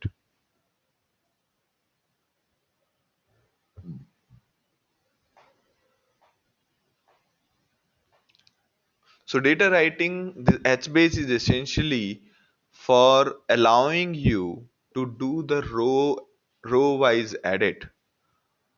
Okay, to do the row wise edit because our HBase, I mean the HDFS, whenever you had to modify a file, it has to rewrite the whole block. Okay, it has to create a fresh block, drop the old block, and then work.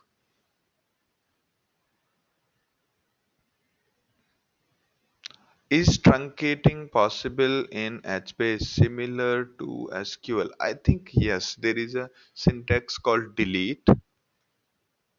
Okay, so you can say delete and my tab.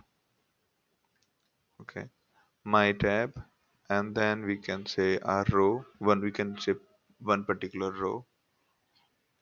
Scan my tab. Anyway, that doesn't have the. So truncate for truncating you can use the delete. Okay. But for delete, you have to do it for all the rows.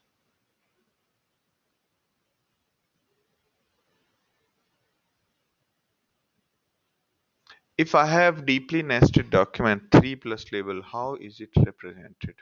Okay. So if you have a nested document and you want to represent it here,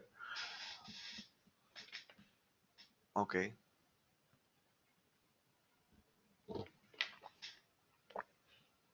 And what is your access pattern? On what parameters do you want to access? Inside the document, there could be multiple keys nested. On the nested labels, there will be keys. If there are keys, then you'll have to create maybe column and key, one key as the row and the other key as the column name, and then you put your object in the form of JSON object or whatever format. Okay, all right.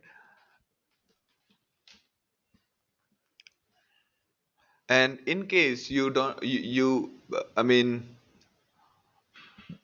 basically when you're putting any structured content, it does not provide, I mean, the HBase does not provide you the structured format just like MongoDB does. The hierarchical content, it doesn't provide you that way. You will have to form that by yourself by putting your data into JSON format, or by converting your data from JSON from your object into flat row format.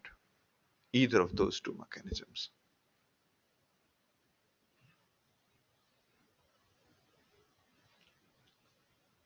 Did I make sense, Manish?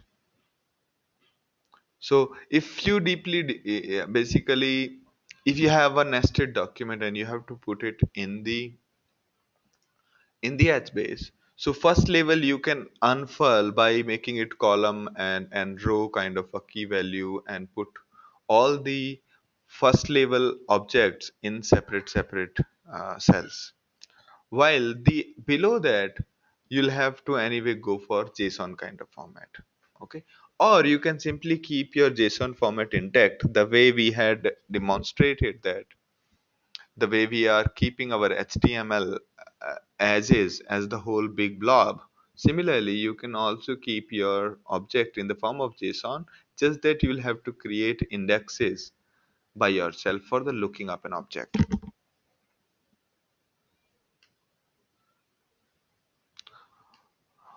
All right. What is the main difference between HBase and regular SQL? HBase is, I mean, the main difference is in terms of there are actually many differences. Standard SQLs are far more sophisticated. They provide you the whole SQL. HBase doesn't do that. Standard SQL cannot support the kind of data that we require. Okay. If we have to have a billions of rows by billions of columns, that is not supported by standard databases. Okay. That is probably the biggest big difference. And that's the only reason why things like HBase even exist. Right? Great. Great. So you guys are with me. Let's start with our zookeeper. Okay. Let's start with zookeeper.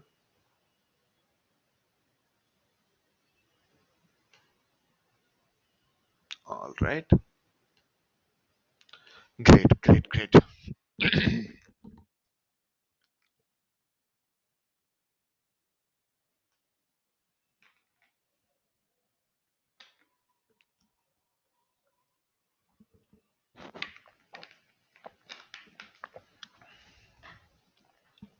Okay, so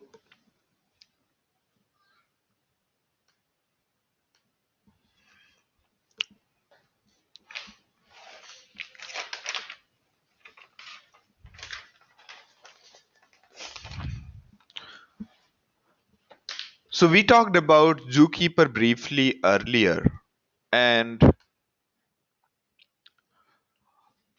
so as we told earlier, when we had to do the coordination between master and the regions, HBase master and the region servers, as well as shell and HBase master and other services also, we talked through zookeeper.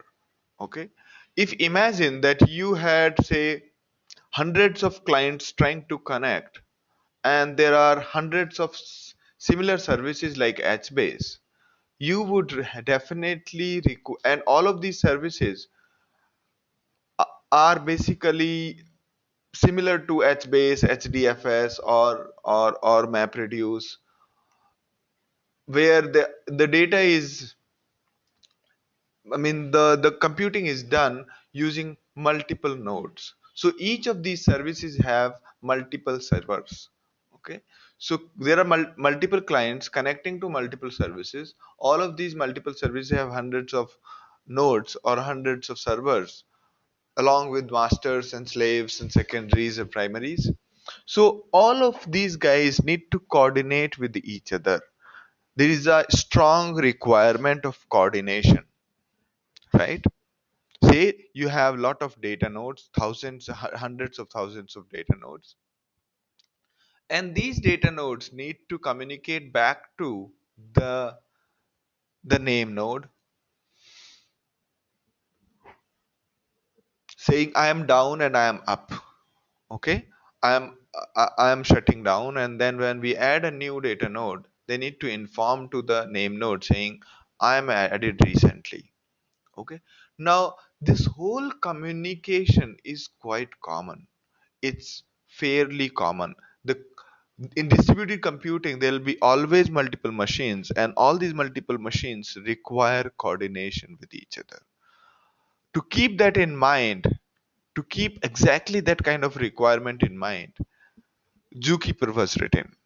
Zookeeper was a coordination service for distributed application. You can think of Zookeeper like a big whiteboard on which the whole class keeps on marking their attendance. Okay?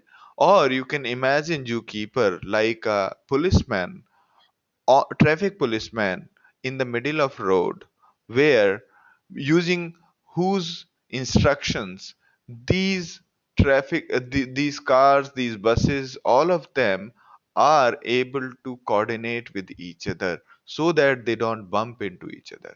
Okay, so that kind of coordination is heavily required when we talk about any distributed computing. Yes, so that's a good way to look at it, Valentin. So yes, Zookeeper is the machine to hack if you want to get access to someone's cluster. Yes. So if you want to know what all HBase are running, and if you want to know if and so then you can actually look at Zookeeper. You will know all the IP address. It's like, but Zookeeper will not give you the credentials to connect to a service. Okay, that credentials you need to know. Will just give you the information. Okay, that these are the IP addresses. Go and attack these guys. All right. So yeah. So from that perspective, Zookeeper is quite a valuable service, and probably the first one if you want to hack somebody. Yep. All right. So there we are. Now, how does Zookeeper do what what kind of things does Zookeeper provide you so that it can act like a great coordination service to you? All right. So first, Zookeeper gives you a very simple set of primitives. Remember, Zookeeper is not your storage place. It's a coordination service, which means only a small amount of information you can store on Zookeeper. Okay, it is not your database, it is just a coordination service. Okay, so Zookeeper provides you with a simple set of primitives. It's fairly easy to actually program to Zookeeper, and since these services just like LDAP, if you guys, how many of you are aware of LDAP? Lightweight lightweight now what was that? LDAP was application protocol, lightweight directory application protocol. Okay, so just like other services which provides a common shared service to all the people, like a memcache which provides you the memory cache, and say LDAP which provides you a similar information in the smaller organizations, a smaller data. It provides you the whole thing like a big tree. Okay, and each the whole it's a tree of nodes. Each tree contains nodes called G nodes, Zookeeper nodes. Yeah, it's something similar to Active Directory. It's something similar to Active Directory. The only difference between Active Directory and this is Active Directory was designed for read only. Okay, Active Directory is not was not designed for read write both, and Active Directory was not designed for humongous data, humongous calls, humongous servers. It was not designed to be a distributed service. Okay. Now, Zookeeper is used for synchronization and configuration maintenance, and it doesn't suffer from race condition and deadlock. it also provides a good enough amount of transaction safety. Okay, it provides either the whole write to the whole data or read the whole data. I'll show you how. Okay, so before we get into too much of verbiage, I'll just take a quick example. Okay, so JK client,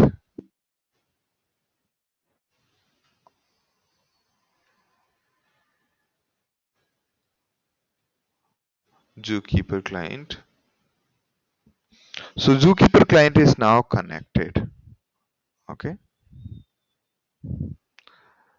so you can say ls and it will show you this. So it's a tree structure. The top level is slash. Under this, these are the nodes. If you want to see what is under a particular node, you can say this. Each node, these are all nodes. Zoo 0014, Zoo 00013, and so on. And there is X also. These are all created by me. And say Gaurav. All right. So Gaurav has got further nodes. When I say ls Gaurav, and I can say GK. GK has got further nodes GGK. Okay. Now at any node we can ask for the information. We can say get. Okay. It shows you the information about that particular node. Similarly, we can say get me value on this label. Get me value on Gaurav. Okay. Gaurav, this slash Gaurav has nothing, while GK has n. Okay. So ls this, and we can simply pick this thing and say get. Okay. You can see the value is v here, and so on. Right. So the few things you noted that one node contains another node, and then another node can contain another nodes, and so on. And each node also keeps something like a node value. Okay, something like a node value, and that value is we can utilize it at various points. All right, so it's like a shared hierarchical namespace, though looks like a standard file system, but it doesn't have those restrictions that we'll have files inside folders, and the files is the only place you can store your data. Those are not the restrictions here.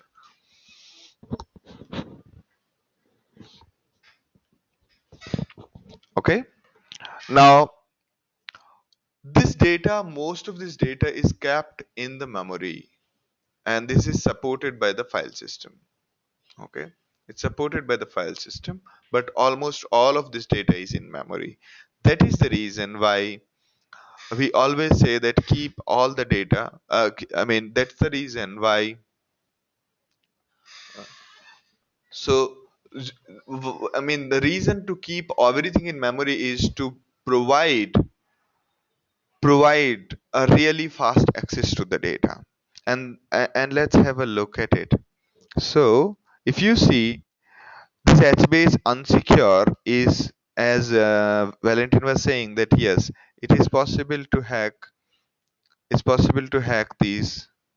Uh, find out all the recovering reasons, meta region server, everything via looking up in Zookeeper. Okay, so let me see what all we can get out of it.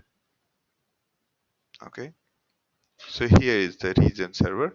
It shows you the port is something. Port is there. Okay, this is the server, and this is our IP address of the region server. Okay, this is the meta region server, and so on. Was I able to give you a good use case? So HBase server is something which keeps all this information that which. Okay, now let's say recovering region, draining, table lock, master. Okay, and in the master, if we say get, so you can see that Hadoop one is the master over here. All right. So using Zookeeper, you can query all of the service. Okay, and this basically and that's how all of these client edge based shell everybody is trying to is able to figure out what service is running where. Okay, in case you are shutting down HBase this one and you are turning on any other one, that guy will come and register itself with Zookeeper, so client can automatically switch to the new one without having to think about anything. Okay, so we will go into that example. Other than standard HBase services using Zookeeper, whenever you have a requirement of high availability or you need to build a server which need to be up all the time, and you have say 100,000 backups, or say you have 200 servers running your website, and they are all any of them can go down. Okay, so having that kind of a infrastructure, and when you're building such kind of service, Zookeeper can be a great way to provide such a service. Okay, so high performance, high available, strictly ordered access, meaning synchronization. If one person has modified something, other person will get the same thing immediately. Okay,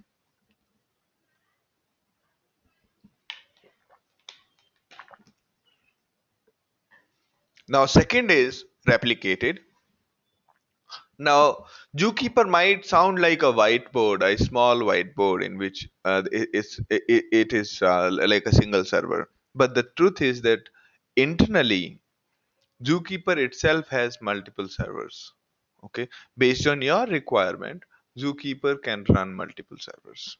Okay, now Zookeeper is made up of multiple servers, and how does it happen? We'll go into the details. Okay, so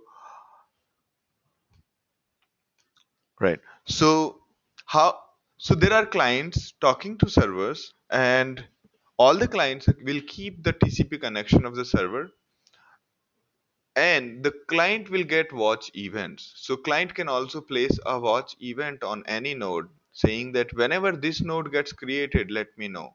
Or whenever this node gets deleted, let me know. And client gets notification from the server.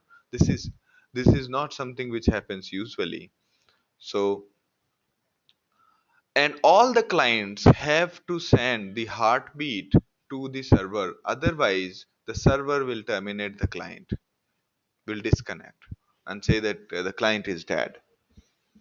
The servers know each other. All these servers which are running under Zookeeper service, they know each other, and they all maintain the in-memory states.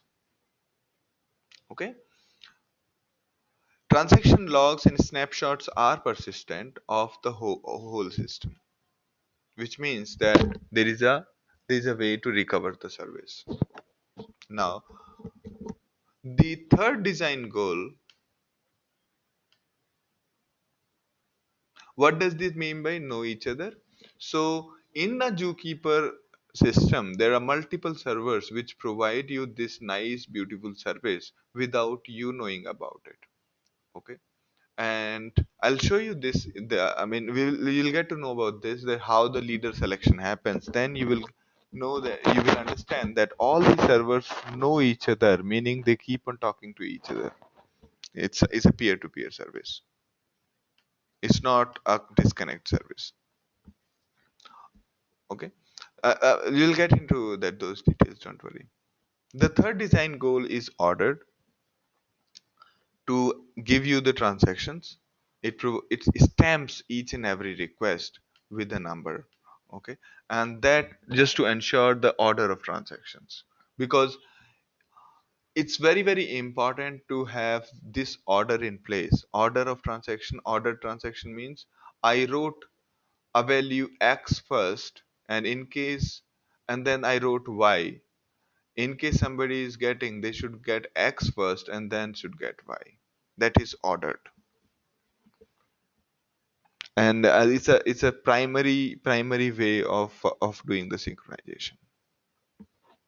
It's pretty fast, and it's pretty fast when reads are more common than writes, like with every service. So the ideal read and write ratio is 10 is to 1, which is far far better than any other LDAP or anything, because they expect you 100 is to 1 ratio.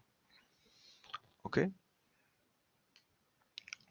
Now let's just show you the first way of interacting. If you are on your desktop, you can actually say hi, are you okay? That kind of signal you can send.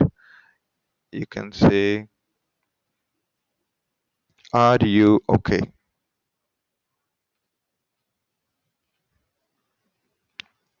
Echo, are you okay?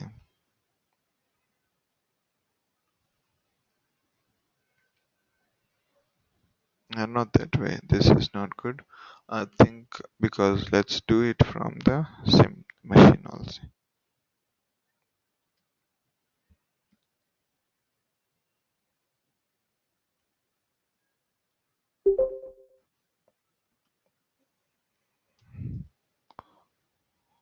Okay, telnet.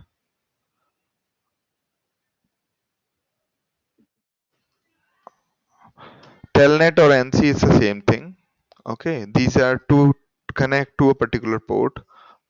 Okay, so these are generic clients which can connect to any server at any port. So either telnet or NC. So I'm saying, are you okay? It says I am okay.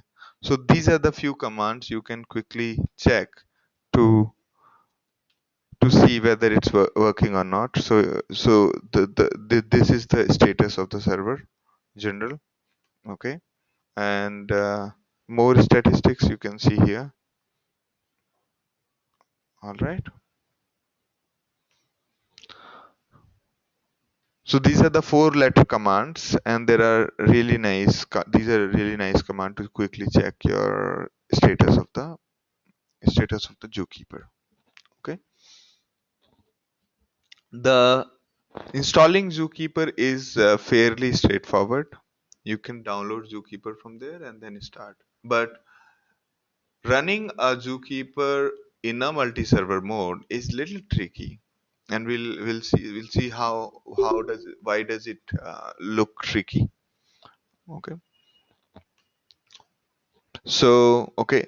So data model, which we have already talked, so it's generally like a folder structure.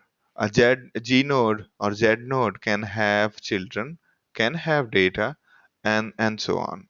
Okay. Okay. So these are Z node. Okay. Either you get or put to each node a value. Okay. You cannot have append. You cannot say append, because append, partial things are not allowed. Okay, either you read the whole value or write the whole value on the each node. Okay, each of this G node has data. Each of these nodes form a hierarchical namespace, and each of these nodes have access control list. What does it mean by access control list? Access control list makes it possible to give the permissions to various logins and passwords. All right. So Valentin, if the server is secure, if the zookeeper is secured, you will not be able to get the data so easily. And so it will not be so easy to actually hack into this one. But it's a good attack point. Okay. So based on the access control list, those things will be enforced. Now,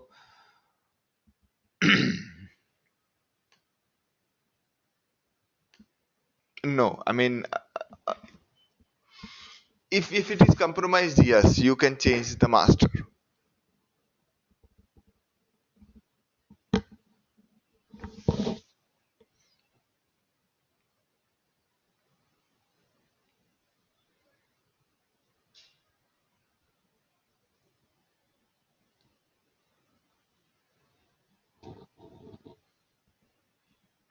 All right. You can simply delete that node, Z node called master, and your servers will stop working.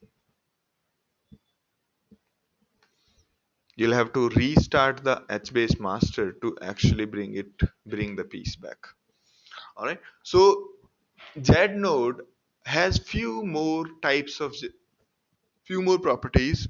There are two basic kinds of Z node called ephemeral, other is called persistent. What does it mean by ephemeral and persistent? Ephemeral are something which exist only in the lifetime of the client. So if you are connected to Zookeeper and you create a ephemeral node and you disconnect, okay, so this ephemeral node will get deleted within few seconds of your disconnection.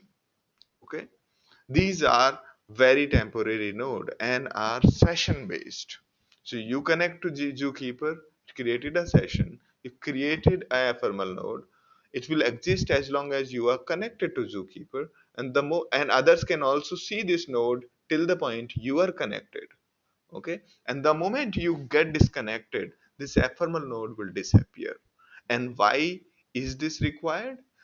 This is exactly how HBase informed Zookeeper. So HBase is connected to Zookeeper and it has created an ephemeral node called HBase. And the moment HBase server gets disconnected from Zookeeper, this node will disappear and hence no client will be able to find which one is HBase. Okay. And same is the case with region servers. Each region server's node is that the node that is created in Zookeeper saying that these are the region servers available in the network. All of these nodes are ephemeral nodes. And the moment any of the Zookeepers go down, the ephemeral node go down, will disappear. Okay, ephemeral nodes will disappear immediately. And then the other kind of Z node is persistent, which will remain even after disconnection. Okay, so by default every node that is created is persistent. All right, now there is a third kind of a Z node is there, or Z node, Z node, whatever you want to call it, which is sequential. Okay, so every time you create a node you give a prefix and create it automatically add a number after this prefix, and this number keeps on increasing for each parent node. Okay, for all the siblings created will have a sequence. No two siblings will have the same number. Okay, so let's say, okay, so let's say, am I connected? So yeah, I'm sorry,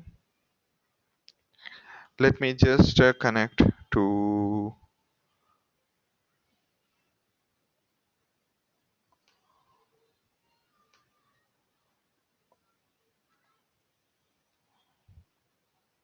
right. So there are two clients connected now, me, and you guys can also connect if you are on the terminal. Okay, and so there are two clients connected. This third window, third tab and second tab, right? So you see this ls slash. Okay, so I create an ephemeral node, create -e, and I say sg ephemeral. Sorry, create -e sg ephemeral, and then I say my value. So you can see the syntax.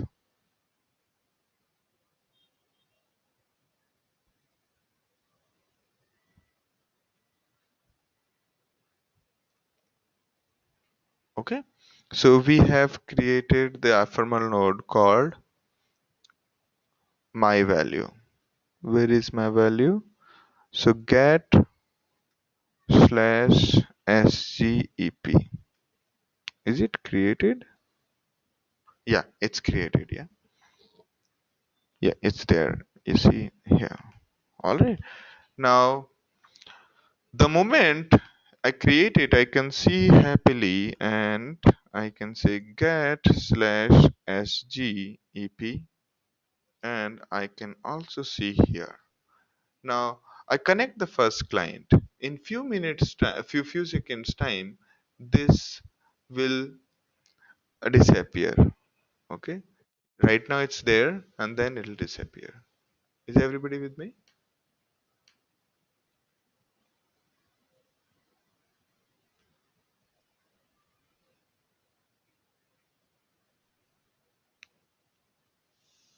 Not sure. So basically, I have opened two terminals connected to the same zookeeper. From the first terminal, I created a node, ephemeral node. It's like creating a folder. Okay. And this ephemeral node will just disappear the moment I disconnect. So I disconnected from zookeeper, and now I'm checking whether it's there or not. So it has disappeared now. It has just taken few seconds time to disappear. So SGEP was there, now it's not there.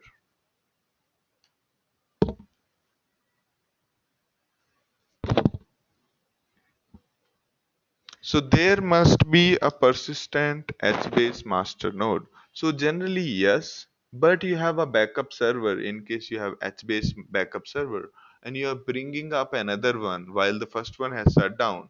So the moment the first one comes into play, it will second one comes into play, it will automatically become the master. It will replace the older value.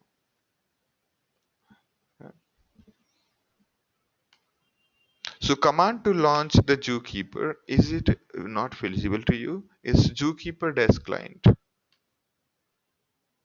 Okay.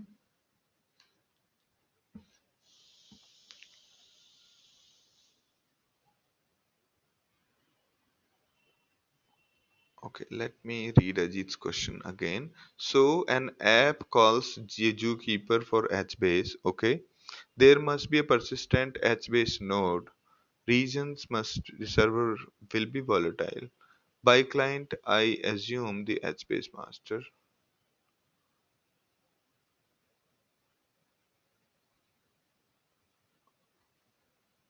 So Ajit, was I able to answer? Or so okay.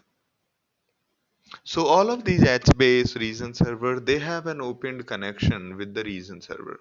Sorry, with Zookeeper, and that's how they keep on informing about their status. How will an app call Zookeeper to access HBase? Okay. So the way you remember the way our HBase shell. Okay. So HBase shell would know HBase shell would know the address of the Zookeeper. Okay. So it will connect to the zookeeper and then query the way we queried our zookeeper. It will query saying ls slash hbase. Okay, and ls slash. So this is hbase shell or hbase client, or maybe it's my Java program which is connected to zookeeper. Now it's querying hbase unsecure secure. Okay, HBase unsecure. It says, oh, there is this master server. Okay. Then it said, okay, let me just get the master. So this, okay, I'll say this. And then, oh, the value it has returned is in this format. And that's how it works. Okay. So all the people who are talking to each other rather than talking in their ears, talking to each other in the ears, like H-based service directly, H-based client directly talking to H-based server, or region server directly informing H-base, they're routing all of their information which needs coordination via this central point. Like it's like saying if you have to tell anything your friend, go and put it in the mailbox. Okay, or put it in on the whiteboard over there. All right. And and sequential node gets created with the automatic id again and again, automatical id again and again. Let me show you what I'm talking about. Let me just, what did I create? So create a node called 6 December with the value that my class. Okay, but I need to put a slash before this. Okay, so this is my normal node.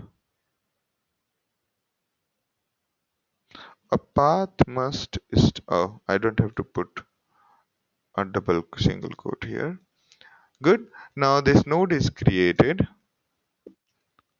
Okay, it's like a file structure. So I can say get slash 6 December and it works fine. It says this. Now under this, if I want to create sequential nodes, so I'll say 6th December and it will create minus s 6 December and that's all. Oh man. Mhm. I have to put a value over there. Okay, I say first. Now under this folder called 6 December, it automatically created a first node. Okay, now if I have to create any other node, I can keep on creating and you can see the numbers are increasing every time. It started from 0 and it goes till 10. So under each folder the number, every folder has got its own counter. Okay, every folder has got its own counter. This is how it is. So ls, good. So it created these folders. And what's the use of all of this? What's the use of a sequence number? Can anybody tell me what's the use of having such a sequence number?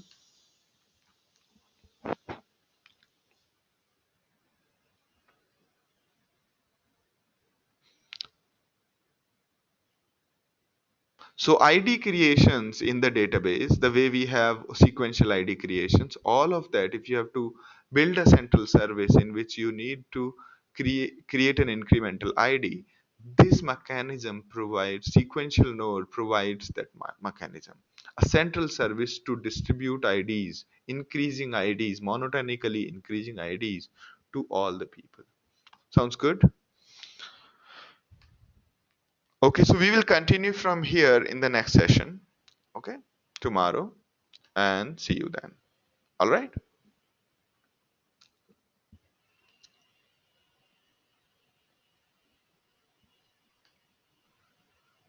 Have a good day.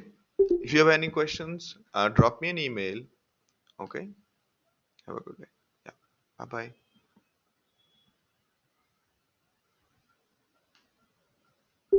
Yeah, HB session has been uploaded. The very day you wrote the email, na, I told you that by morning it will be done.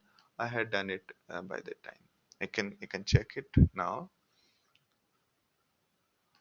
The problem that happened the other day is for some reason it created two file, one audio, another video. All right. See you, Roman. And if you have any questions, drop me an email. Okay. And not this. I'm talking about no big data. My courses. Under my courses, I have a 6 December one. So this one should be there. Okay. So this one, is it working? Yeah, it's there. Okay. It's there.